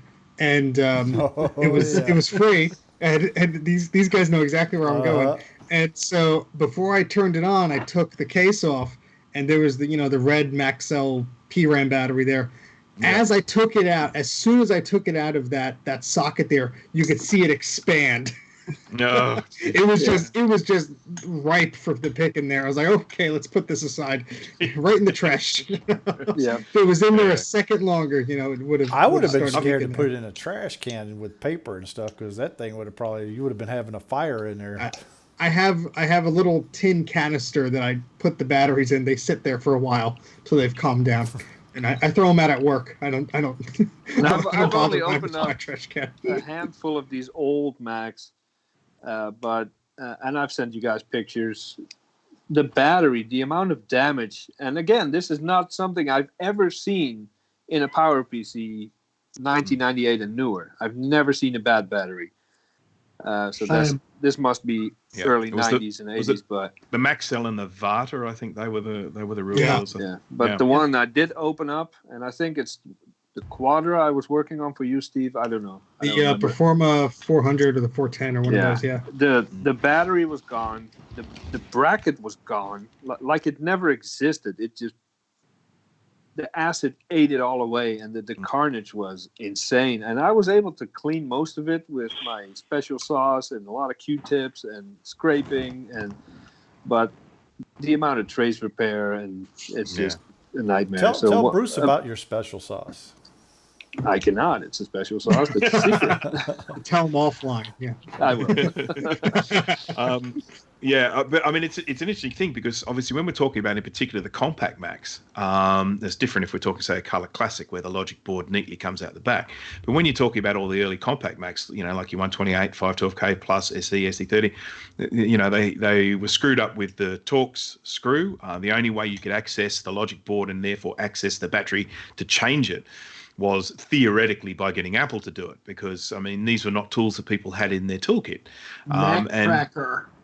Yeah, well, yeah. I mean this is the thing. I mean you sort of the idea of actually opening up a compact Mac. I mean, it was, people just weren't game to do it. So many of those Macs have never had that battery changed because it's not really a user serviceable thing to do. And that's one of the real shames about it. The Macintosh 2, which was, of course, the modular one, you could do that. Their batteries were soldered onto the board initially. Yeah, I just clipped mine. Yeah, and one of them was for keeping the time, but the other one was involved in the startup circuit. Yeah, it's so like a that jump battery, start. yeah, if it's not charged, you can't switch your computer on, and it's soldered to the board. That gives you an idea of how long they thought these computers were going to have a life. I mean, the idea of saying, here we are 30 odd years later talking about how to keep these things going. I mean, that was just never really anticipated because, I mean, that was like, well, this is a lithium battery. It's going to last, 10 years or something like that. Solder it on. Why does it need to be replaceable? Exactly. After 10 years, who's going to want to use this computer? And Apple is back to that mantra. Huh? Oh, yeah. Solder everything on. I just only came gonna last 3 years. to the scary realization. I think I pulled all the batteries out of my Macs except the Classic. So I have to we know what check on Steve's that. going to be doing after the show. Yeah, I'm itching to run He's downstairs. going to be like, Live I'm stream, leaving right Live now. stream. That's one of the worst, the Classic, because they are really prone to those. Oh, Steve's like, want I'm going to go now. I got the SE. Steve The is starting Plus to has the sweat. external battery, so I got that out. But I only have one Classic, so Live stream. I'll be right back. Right back. Yeah, he'll live stream on Mac Yak. Yeah, right. All right, guys. So You can say it, Greg. yes, since we're talking about this stuff, and it's just going to transition to the next topic, anyways, is essential tools for fixing and refurbishing vintage Macs. And Bruce, again to you. Okay. Yep. Thank you. Sorry, I feel like this is the Bruce show today. Sorry about this. No, it's good. It is. We're all too lazy to talk, so that's why we don't do one. Doing our work for us. So obviously the obvious sorts of things like soldering on and solder and and that sort of stuff. One of the really important things with repairing a lot of these Macs, of course, is cleaning them. And I sort of use an ultrasonic cleaner for that, sort of after I've, done any of the soldering work on them. And I consider that a fairly essential tool. But for a lot of people, that's probably going to be, that's a fairly specialist sort of thing. Most people probably just better off with a bit of isopropyl alcohol and a toothbrush. I consider sort of one of the most vital tools that I have in my toolkit would be a scalpel, like a surgical scalpel, like that. And I use these because they have a little curved blade, and of course, when you're working with those old Macs, being able to scrape stuff off is really good. So I absolutely love these. Very I fine. looked into that, but those blades are like $40 a pop, dude. I bought a box of 100 for $15 the other day. All right, hook me up. Yeah, I was pretty happy about that. Yeah, they can be. I mean, sort of kind of got to get lucky, I suppose. But yeah, I really like those. Obviously, having fine, needle nose pliers, solder wick. That's one of the really, really important things, and you do go through a lot of it, but thankfully it's quite cheap. A good quality flux. Sort of a good quality. I use a sort of a no clean gel flux.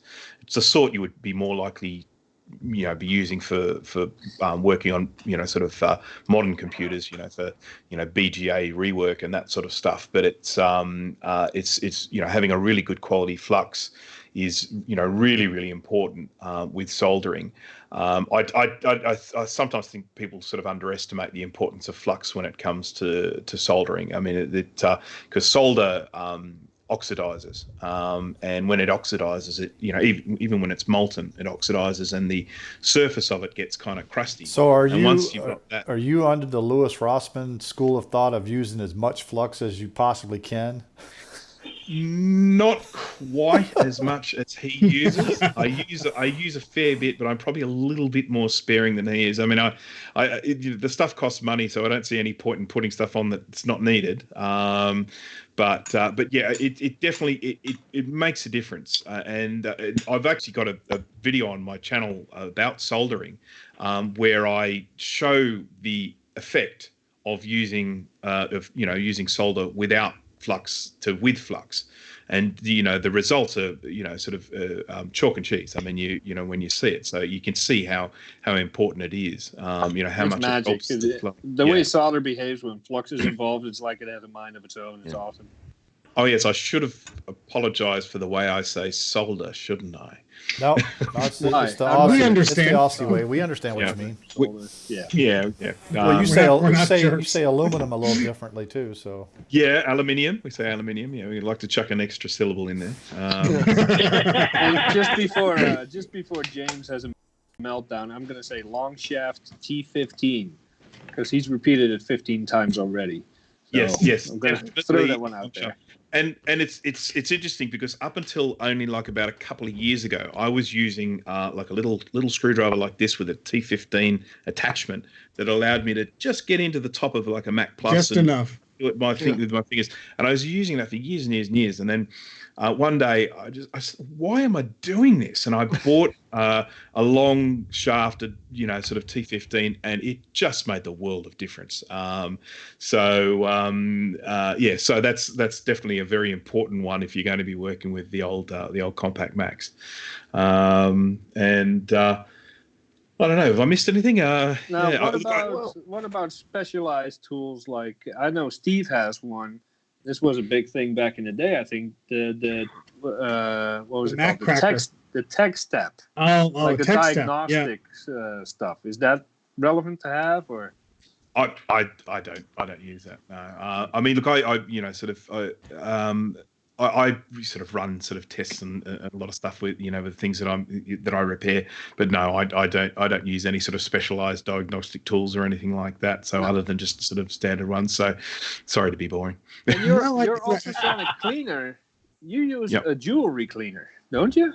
No, I don't. No, because I looked up your model and it's like $200 cleaner. Yeah. But it's not jewelry. It's much bigger than jewelry. Yeah, it's a 10 liter bath. Yeah. Wow. Yeah, but it's $200 when I looked it up. Yeah, I know. And the cleaners that people like Rossman is like, no, you need sweeping frequency, blah blah blah, starting at $1,500. So what's that all about? So I don't doubt that those ones with the sort of that change their frequencies and stuff. I mean, I'm sure they work better. I'm sure they're more efficient, but I have just not felt the need. I mean, most of the time with the board, when someone sends me one with all the electrolyte scunge all over it, and then of course the flux on it from me replacing the caps, I use a detergent. It's one that's sort of available locally called CleanTech, which is it's specifically designed for PCB cleaning. So in other words, it's not going to do any damage to your components, but it helps get rid of grit and all that sort of stuff. And so I use that detergent. But yeah, I mean, I find it. Look, you need to have a heated bath. So whichever one you have, it needs to have, sort of make it so that it heats up the water, so you get the water nice and warm. That really helps with, breaking down all of the goo and stuff like that.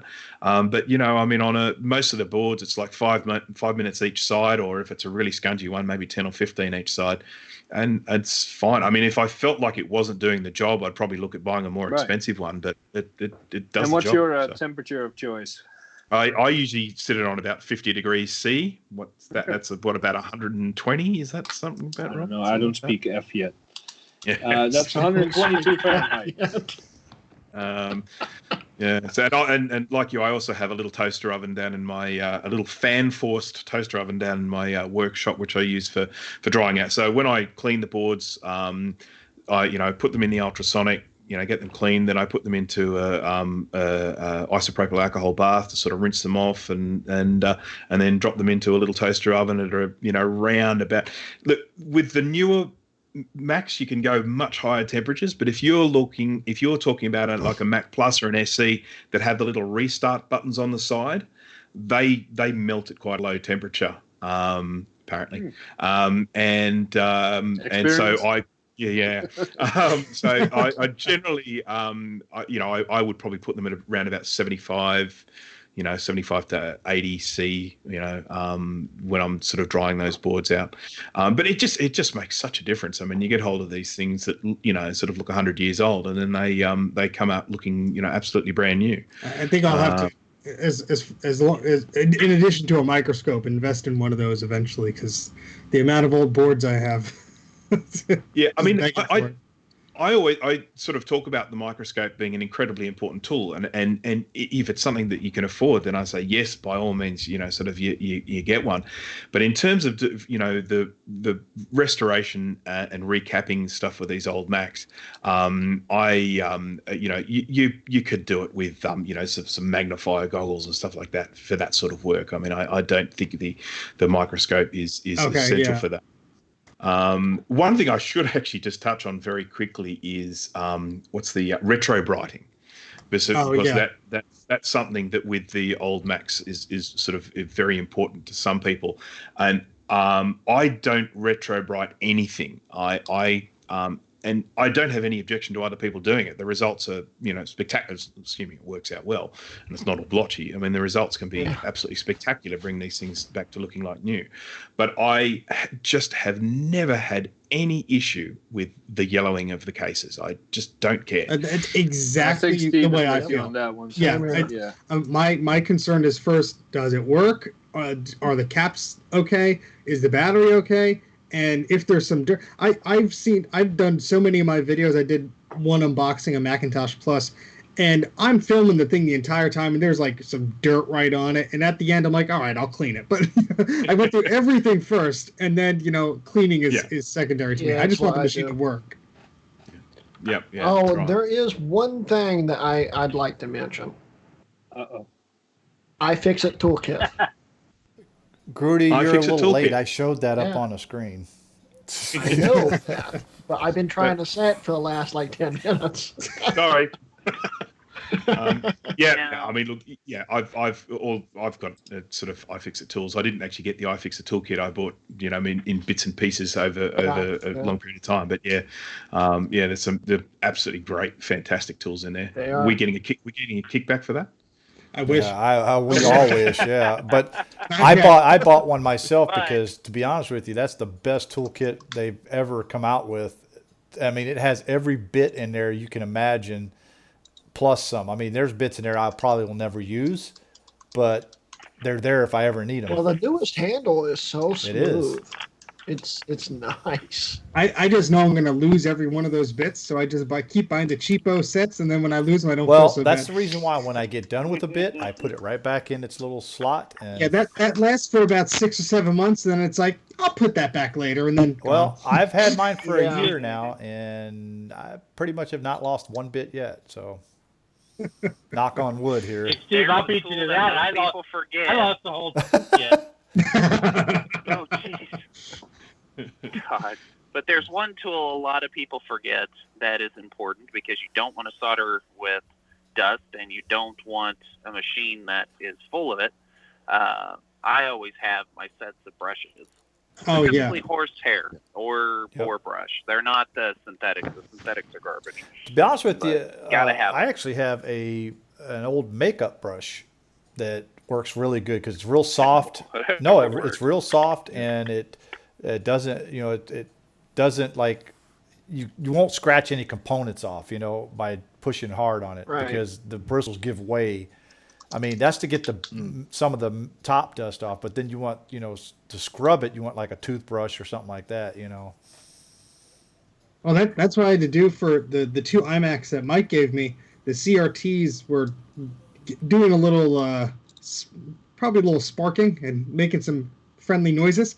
So what I did with the DV one is I took it open. There was a fine layer of dust over all the components. So I took a very long handled brush, and I was just getting as much of that as I could, blowing some air over it and everything. And it never hurts to just have a little brush there just to make sure that you're getting these things as clean as possible. Because as I'm sure Bruce could attest to, dust may look innocent, but it's just covering something and it's not letting something ventilate. That's right. And then, of course, if the dust That's sits there good long enough, you can get conductor. moisture on it. So, Yes. yeah. I have an air compressor in my workshop actually that I use for cleaning a lot of the Macs, so, which saves a lot of time. Just sort of That sounds like a good blow it tool. all. Yeah. Yeah, it's very noisy. I mean, it's not something you want indoors. I mean, this is my shed outside. So Is it as noisy as yeah. an image writer too, or less noisy than that? It's noisier than an image writer too. Noisier than that, yeah. Wow. All I right. got one. I have one in mind too, and Yeah. I'm not talking about my big industrial work one either. No. I have that one too. I mean, this 175 psi air compressor, man, that'll kill any little speck of dust on your computer, but it'll also take off any loose capacitors with it. Yeah. But I'm going to do that anyway. So whenever I get anything, I know if the capacitor's going to come off, it's going to come off. So yeah, Bruce don't care. put it back together. It's really interesting. I mean, the very first time I recapped a computer, I damaged a trace. And I sort of did that repair, and it was really difficult. It was very sort of painstaking, And now, of course, I repair traces all the time when people send me computers with busted traces. And since I have got very proficient at repairing traces, I've never damaged one since. And it's just always the way it goes. I mean, it's sort of once you're actually able to do something like that relatively easily, you don't need to do it anymore, because you stop doing it. Right. But anyhow. Yeah. Okay. So that I'm just thinking about all the things in the sort of in the workshop. I mean, I think we've probably covered all of the things that. I think we're very thorough. Yes. Yeah. I can't think of anything. I Well, mean, the one thing we didn't touch on was software. Like, I don't know how it goes for the really vintage Macs, but for everything PowerPC and up, you have the Apple hardware test and system diagnostic discs that you can find online. Yes, that's Pro, stuff like that. But Yeah, for the that's older where- Macs, I don't know. Yeah, so that's where the tech step did come in. For the very early Macs, you could do hardware-based level testing on it.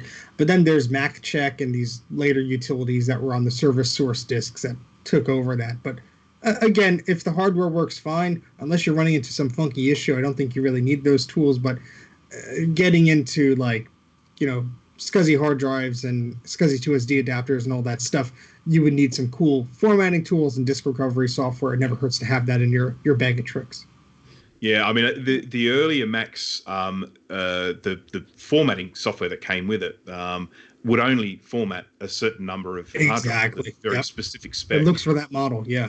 That's right. And so if there is a patched version out there, so that will format I've used it, yep. Yeah. But that with those vintage Macs, it's an essential tool to have a third party formatter. I use Hard Disk Toolkit. I just like the way it works. Yep. And yeah, you have to have it, because I mean you put in sort of a non-original hard drive in there, and then the original formatting software just doesn't work. That's just one of the joys of using those. What old about Macs. Norton utilities? Because I know for like the Mac, the original Macs.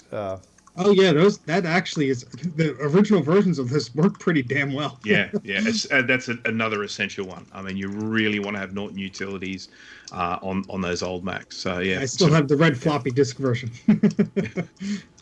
Yeah, and of course the great thing is that so many of these are just available to download these days. So oh yeah. Well, speaking of that, okay, and since we're talking about tools and stuff, where do you go to get your classic software?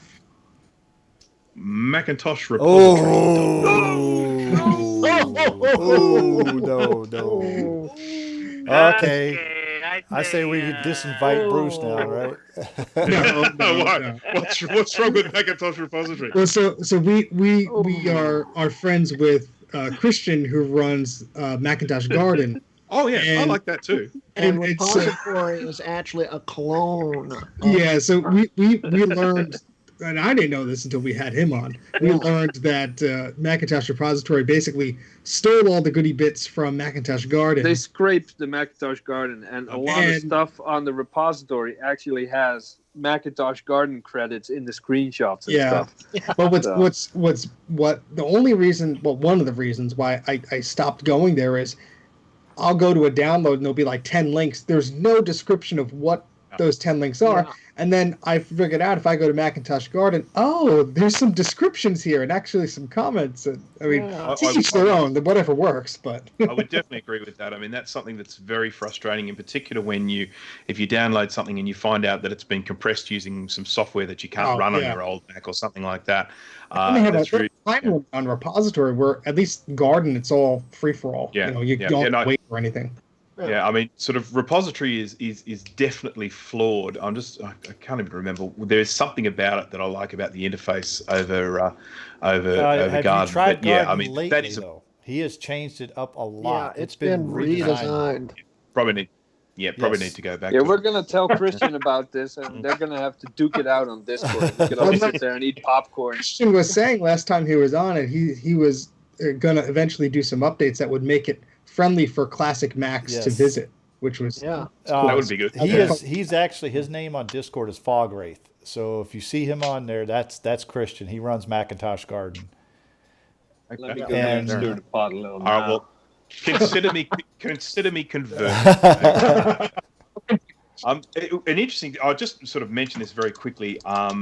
The resource fork. I mean, I assume everyone here is aware of the resource fork, and this is, of course, one of the biggest issues, software related, when we're talking about using, vintage Macs, because if you're downloading a JPEG file or something like that, no problem. But if you're talking about an application or something like that, that resource fork is gone. By copying it around on a modern Mac, just with the background, obviously that old vintage files had a data fork and a resource fork, and that's one of the biggest problems. Is the idea that you have to compress these or encode them on like bin hex or something like that on a vintage computer. Before you then do anything with them.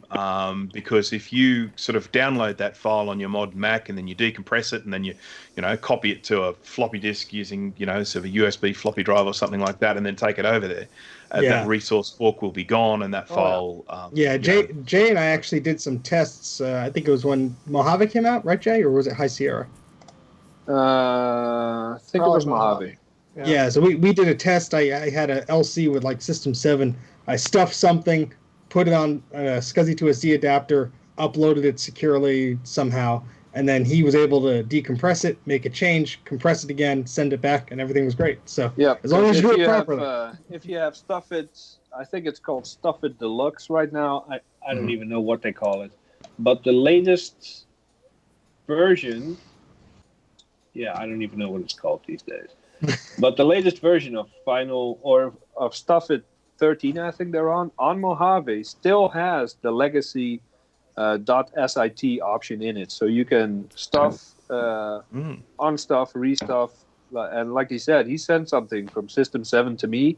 I unstuffed it, did something with it, restuffed it, sent it back to him, and he opened it on his system, and it worked really well. Yeah, that's excellent. Yeah. Yes, I mean, I think, that's another one of the big questions that people ask all the time is, how do I get my files on to the vintage Mac? That's always a struggle. I mean, there are lots of different ways of doing it. I won't go into that now, but that's definitely one of the things that I get asked all the time. How do I get my files to it? Oh, definitely. Yeah. It's a pain when you only have one and you don't have like a bridge machine or anything. Yeah. That's exactly right. I mean, the bridge machine sort of has to be, you want a machine that's got SCSI and USB. One of those in-between machines. Yeah. Yeah. If you've got one that supports SCSI and USB, that one will work quite well as a bridge Mac. Yeah. Now there's a tool that reminds me, a software tool that I've used quite a bit is ResEdit. Now, of course, you can't use that on new ones, but on the old Macs, man, that's like a lifesaver. Absolutely. Yeah. I mean, ResEdit. Forget about it till you need it. Yeah. I mean, everyone, that should be, again, that's another one for everyone to have in the toolkits on a vintage Mac. There is another tool that I just discovered recently called File Typer, I think it's called, File Typer. And it's one that allows you to create little drag and drop applications that will change files into a particular type and creator. Oh, interesting. Yeah. So, and you can make as many as you want. You just, so you can actually go in and create one of these little things, and you say you want the output to be a, JPEG file or whatever. Then you can just drag a file onto it, and it'll just change the type and creator, which is very, very handy little tool to have. Wow. I'm definitely have to get that tool now. Yeah. No, it's a cracker. Someone was asking me if there was a way to do it, and I was like, oh, I don't know. And then I just sort of went hunting, and I found this, and I was like, wow, this is. Yeah, brilliant. I think I put in the chat. There's an OS 10 and an OS 9 version too. So I think I found that. Sweet. Yeah. People are probably sick of hearing my voice. No. Oh no, I'm just catching up on the different chats that I've been ignoring all night because I'm just intently listening. Oh yeah, same here, man. It's a lot to learn from you guys. I mean, from you there, Bruce. I mean, you've got a lot of knowledge there. Thank you. Thank you. Yeah, we got to get as much out of this as we can while it's still free. I can't paywall. I can't learn anything new because there's only a limited space here. If I learn something new, Is that somebody why all else the will- hair is gone? Because you had to fill up more space. There's a trend here. There's a trend. Yes, there is definitely a trend, isn't there? Yeah. Yeah, if I was in one of the bottom windows, I would take my cap off too. We'd all be bald with glasses. And you know what's That'd be a funny is I'm the fun lineup. oldest one here, and I still have all my hair. Imagine that. We Aren't never you told lucky? anyone you wear a wig. Don't worry. All right, guys. So let's go ahead and move on to our next section here. So we got news and announcements. I guess the first announcement we're going to do is we got to sing happy birthday to a special boy that's watching MacYak right now. Is he still watching? Well, I don't know. I think he might have gone to bed. Ah, Yeah. man. So Well, let's say happy yeah, birthday. but it's Jacob's birthday today. Is it today? Our youngest Tomorrow. Okay. But he's officially our youngest viewer at 3 years old. Well, it's his birthday four. where Bruce is at, because Bruce is a day ahead of us. True. Yeah, that's Yep. right. It is the 13th here, Friday the and 13th. it's Friday. Yeah, it is too. I didn't even think And about you know that. what else it is? It's a full moon tonight too. Oh, Today should be interesting. I should not No, touch I that got class two tonight. acronyms on my own, It's so. not a good omen. Yes. And he's going to open up that Mac with the one soldered-in battery on Friday the 13th. On a full moon day. 'Cause according to, I saw the Nope. news report at 12:12 tonight. It's supposed to be a full moon. That's where I should start my stream. That would be great. Yeah. Oh boy. So yeah. So anyways, But I have an announcement yeah, I was getting too. ready to throw it over to you, Jay. So go ahead, take it. Last week I announced that I was gonna, in the spirit of Christmas or whatever holiday you celebrate, I was gonna offer a free Logic board or Xserve G5 repair for a lucky person, winner. I put it up on Discord, and 4 people entered the race. We have Nick, and I don't know if he's still here. We have Master Gecko. He is, I and he believe is left. still here. Comp Geek, who might be here as well, and OS Niner, which I don't know if he's here. I haven't seen him today. So Nick entered for an Xserve G5 power supply. Master Gecko for a Macintosh TV recap. Technically not a Logic board, but whatever.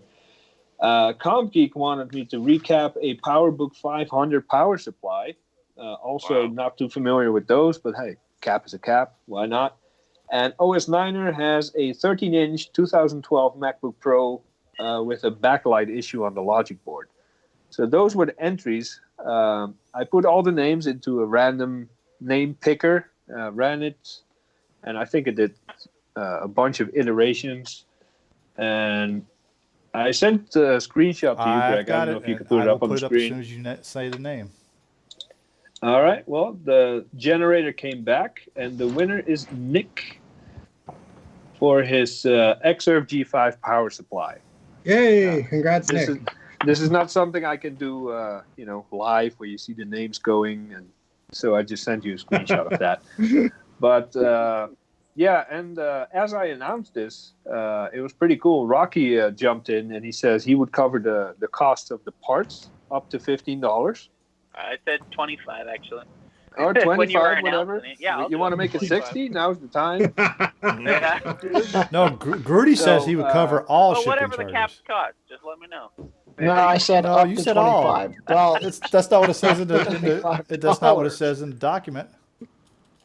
I'm not Hey, covering Nick a is still cent. here. He's in the chat. So congrats, Nick. Congrats. Rocky is going to help cover the cost of the parts. And Grudy is going to help out with the shipping up to $25. So I think that should definitely help. Now, I ran the number generator again.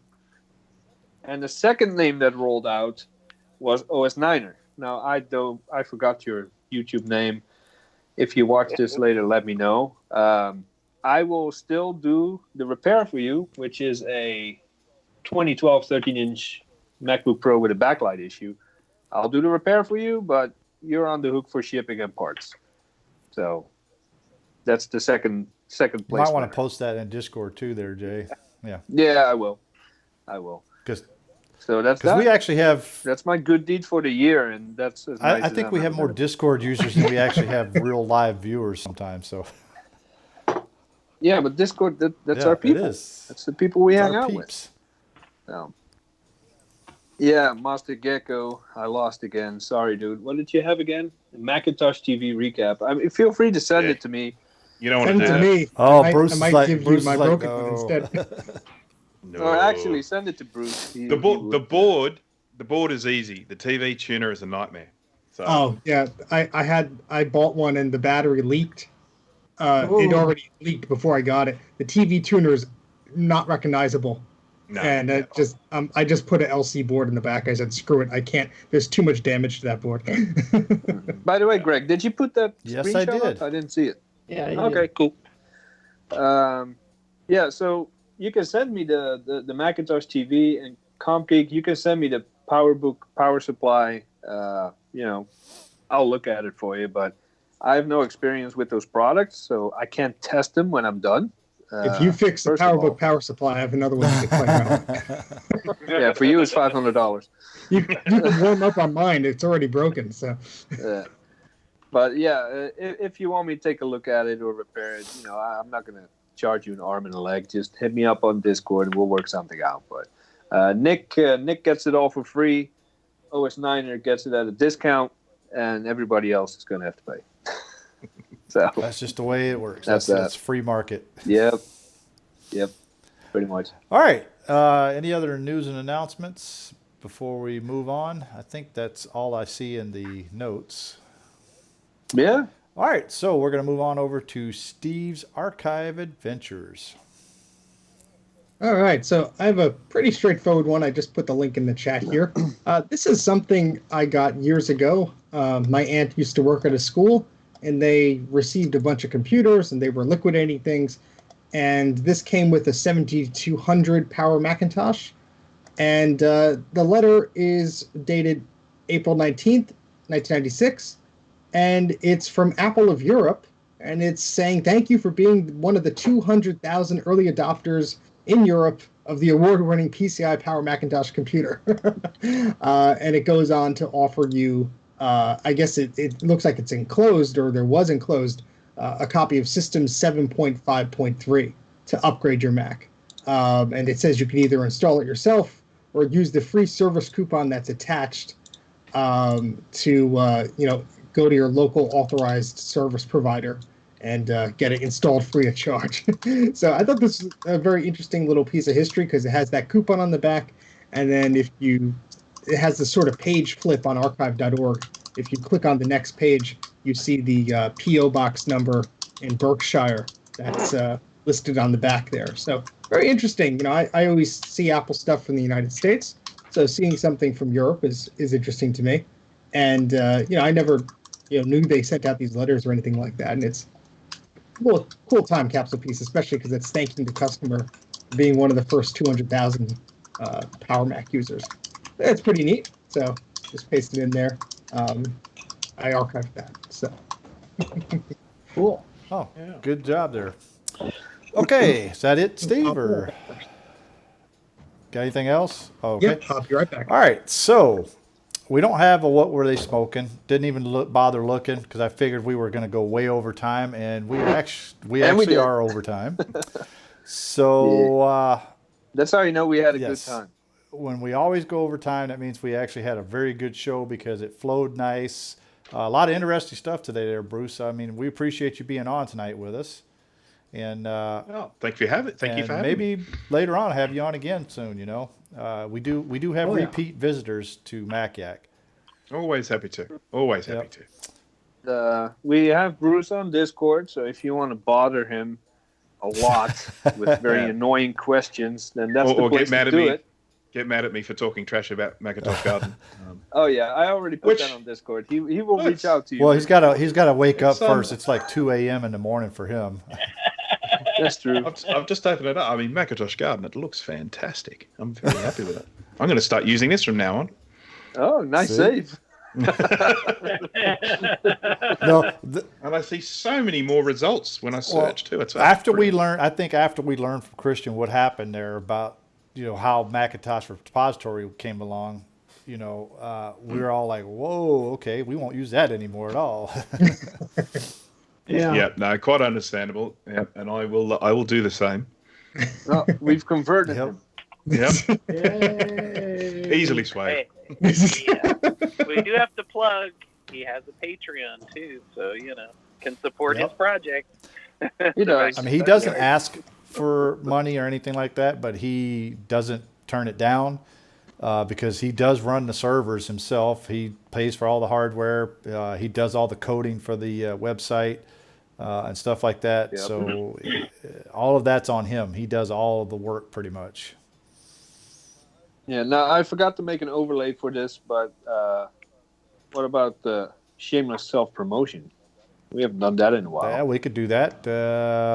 I tell you what, let's go around the horn. I'll start it off. I have the Mac Attack channel. I think my last video I did was my unboxing of my packed iMac G3 and iMac G4. So you can go watch that video. The links are in the description, so you guys can check out all of our links there too. But I think that was my last video. I'm going to start making some more videos soon. Just don't know when. I just got a new video card in my computer, so I'm going to be doing a lot more work on it. Really? You haven't mentioned that? No, I haven't. Not live, so. True. So anyways, I am running Catalina now on here because I had to run it because it's the only software that actually will run with this card. So there we go. Jay, on you. Yes. What was the question? Oh, yeah. I have, and this was actually CompGeek. I don't know if he's still here. The way I met him was through Nick on Discord. Shared a picture of one of his tweets, and he found a redundant power supply for the G4. What was it? The Yikes or the Sawtooth? I don't know. And I was fascinated because I didn't even know it existed. So I had to have either his or another one. And I found another one because he wouldn't let go of his. So I got that in the mail. I'll be dissecting that, purposely sabotaging it to see what kind of messages it triggers in OS 9 and OS 10. He's still here. It was a Sawtooth. So that's going to be a cool project. I have a few things I need to recap. A Centris 610 being one of them before I can ship that off to Steve so that I can get rid of it. And currently I have no other projects going on that I'm aware of. So it's going to be a light one. Okay. Rocky, how about you? Well, I have a large laundry list of projects that I should video, but it may not happen before the first of the year, any of them getting videoed. I have resumed doing my live streams on Twitch, kind of getting back into doing that again, which hopefully will spur me to do videos. I'm having to do production and quality videos for work, so we'll see. I'll be using that a lot more, and my new video card of things a lot better. So, which I don't have to go to Catalina to run because of 1060. But you're stuck. But you're stuck at High Sierra. Hey, that's not a problem for me. But that's where I'm at on that. And then I look forward to seeing Jay get the recapping done, and I'm more than happy to support that project. So we'll see what's going on with that. Okay, Groody. And thank Yep. you for that. And Groody. Yeah. Yeah, well, I've got a bunch of projects in the pipeline. I just started up the Mac Oddware series. The first episode aired yesterday, and I'm planning on this weekend filming the dissection of the prototype and the upgrade of the prototype clamshell and sticking it all back together and making it work good. You're going to actually upgrade a prototype. I keep telling him it's a bad Somebody idea. slapped him. Hap said, go ahead and do it. He recommends doing the SSD upgrade because it doesn't have the original hard drive. Okay, SSD, that's fine. I'm thinking that you're going to do one of your like monster mods on it and like destroy it. No, I'm not that stupid. I don't know about that sometimes. No, I'm just doing very easily to reverse upgrades like the RAM and the SSD, and that's it. And then I also have a few other videos coming in the pipeline. That's why all that clutter's been on the table there, because I need to finish filming like 4 different videos, and I'm filming them all at the same time, and it's getting a little hectic. But there's going to be a lot more material coming, especially probably sometime by mid next week. So. All right, Mike, how about Cool. you, Mike? My channel's dead, so Yeah, we're still Bang. waiting on part. Don't sugarcoat We're it still waiting for us. part 2 on that video of the series you started. All right. well, we'll get part 2 as soon as I have a place I to know, work. I'm just messing with you. So I got a whole bunch of crap I want to do, but I got to worry about moving 2 different businesses at one time. So Yeah. All in good due bit of a time. nightmare. I actually should be down. I should be down running network and Cat 3 cables right now, but instead I'm here chilling out with you guys. Yeah, see, we're more important right now. No. Just kidding. No, you're just less. No, we're just less boring. I really want to be sitting down there by myself running boxes upon boxes of Cat 5 or Cat 6 and Cat 3 cable all over a building. Well, you do have cats running all over you right now, so. Oh God, he's driving me insane. I'm about ready to throw him out the window. Problem is, he like it. He's pestering me because he wants to go outside, and I won't let him go outside. All right, we'll throw it to our guest tonight, Bruce. Any shameless self promotions you want to do? I've got an SE30 power supply recapping video coming up. I've got an SE30 sort of just like introduction to the computer and tear down and all that sort of stuff coming up. Again, the SE30 is just one that people just keep going on about, so that's sort of one of the reasons why I'm doing that. And I guess, look, the other thing is I'm responding to requests now. People are sort of contacting me now and asking me to do videos on particular things, so I will be doing that. So yeah. I already put in 2 requests. Well, you came up with the ideas. I just seconded it. So, Yes. do you have like a Patreon or something similar to that? I don't. That will be something to explore in the not too distant future. But no, not at this stage. And is there anything you want to plug for your programming work or business? Or? Definitely not. No, I don't need any more. All right. We're going to have a link to your channel down in the description after this is done. But Yeah, we'll definitely have that. like I said, we can also in the chat find too. you. Oh, he already did it. But we're going to put it in the description as well. So, Yeah, and you can find him on Discord as well. So Wonderful. Thank you very no much. problem. And Steve, last but not least. Yes. he has a Finally, battery to check. yes, I have a battery to check. But after what seems like eons, which has only been a few months of me slaving away on this iMac video, I'm in a very happy state after spending 6 hours of it messing around and editing it last night. I won't tell you what time I went to sleep, but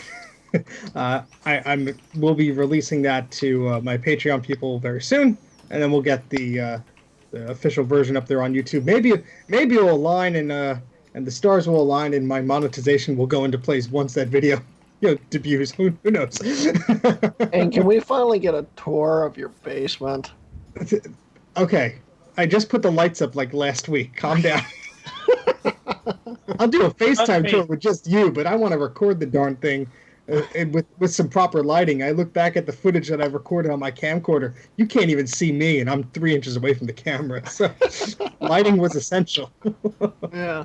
It's on the list, Trust me, it's Rudy. not that interesting. It's just one big mess. Yeah, Mike got the But he VIP has tour. rabbits. Yeah, the rabbits are more interesting than the computer. So. Yep. We'll see. So yeah, so At the least the rabbits are alive. yes, they're always alive. They're very happy and fat. Well, and, most of your Macs are dead. So. Yeah. Yeah. So there's an iMac video that should come out fairly soon. So that's all I'm I gonna say. jinxed it again. Exactly. Yep. So that's it. Oh, okay. Okay. Right? All right, guys. So I think we're pretty much done. We are. I think we are. So we'll go ahead and throw up our Discord link. So you guys, if you guys want to go and join us on Discord, if you're not a member of our Discord channel, go ahead and join up there. Yeah, if you're not already there, shame on Exactly. you. I mean, we've had it long enough. Shame on you for not. In fact, I think we got, like I said, I think we got more people on that Discord than we do actually watching live, weekly. Probably. So we got to get on our Discord, our users saying, hey, our Discord's here to support our live channel. Well, remember, we have more subscribers than viewers. That is true, And speaking of that, Grudy, thank you for mentioning that. We actually we went over 500 2 weeks ago, I think, or 3 weeks ago. 3 weeks ago. Right now, I think we're sitting at about 533, somewhere around there. I have to go look again. 532. No, we got one more subscriber tonight, and I'll say it. Grudy's girlfriend subscribed. Oh, now we're at 534 actually. Ah. So there you go.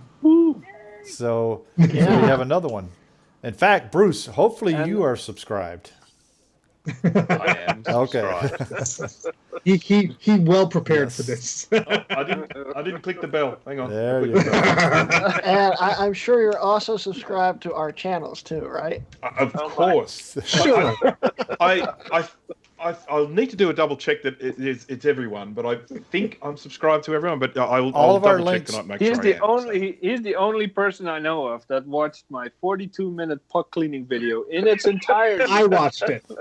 You too. skimmed through it. I No, tried no, no, to no, watch no, no, no, no. I had the puck cleaning video on while I was cloning a hard drive, and the video and the hard drive clone missed each other by 5 minutes. I was gonna see which one would win.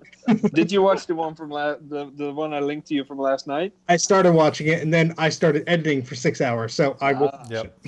Good thing. So, guys, we're going to go ahead and say bye, but make sure you hit that like button, make sure you hit that subscribe button, and hit that bell icon to get the notifications. Check out Bruce's Yep, channel. and check out Bruce's channel as well. So, guys, And see you on we'll Discord. see you guys on Discord, and see you next week. See ya. guys.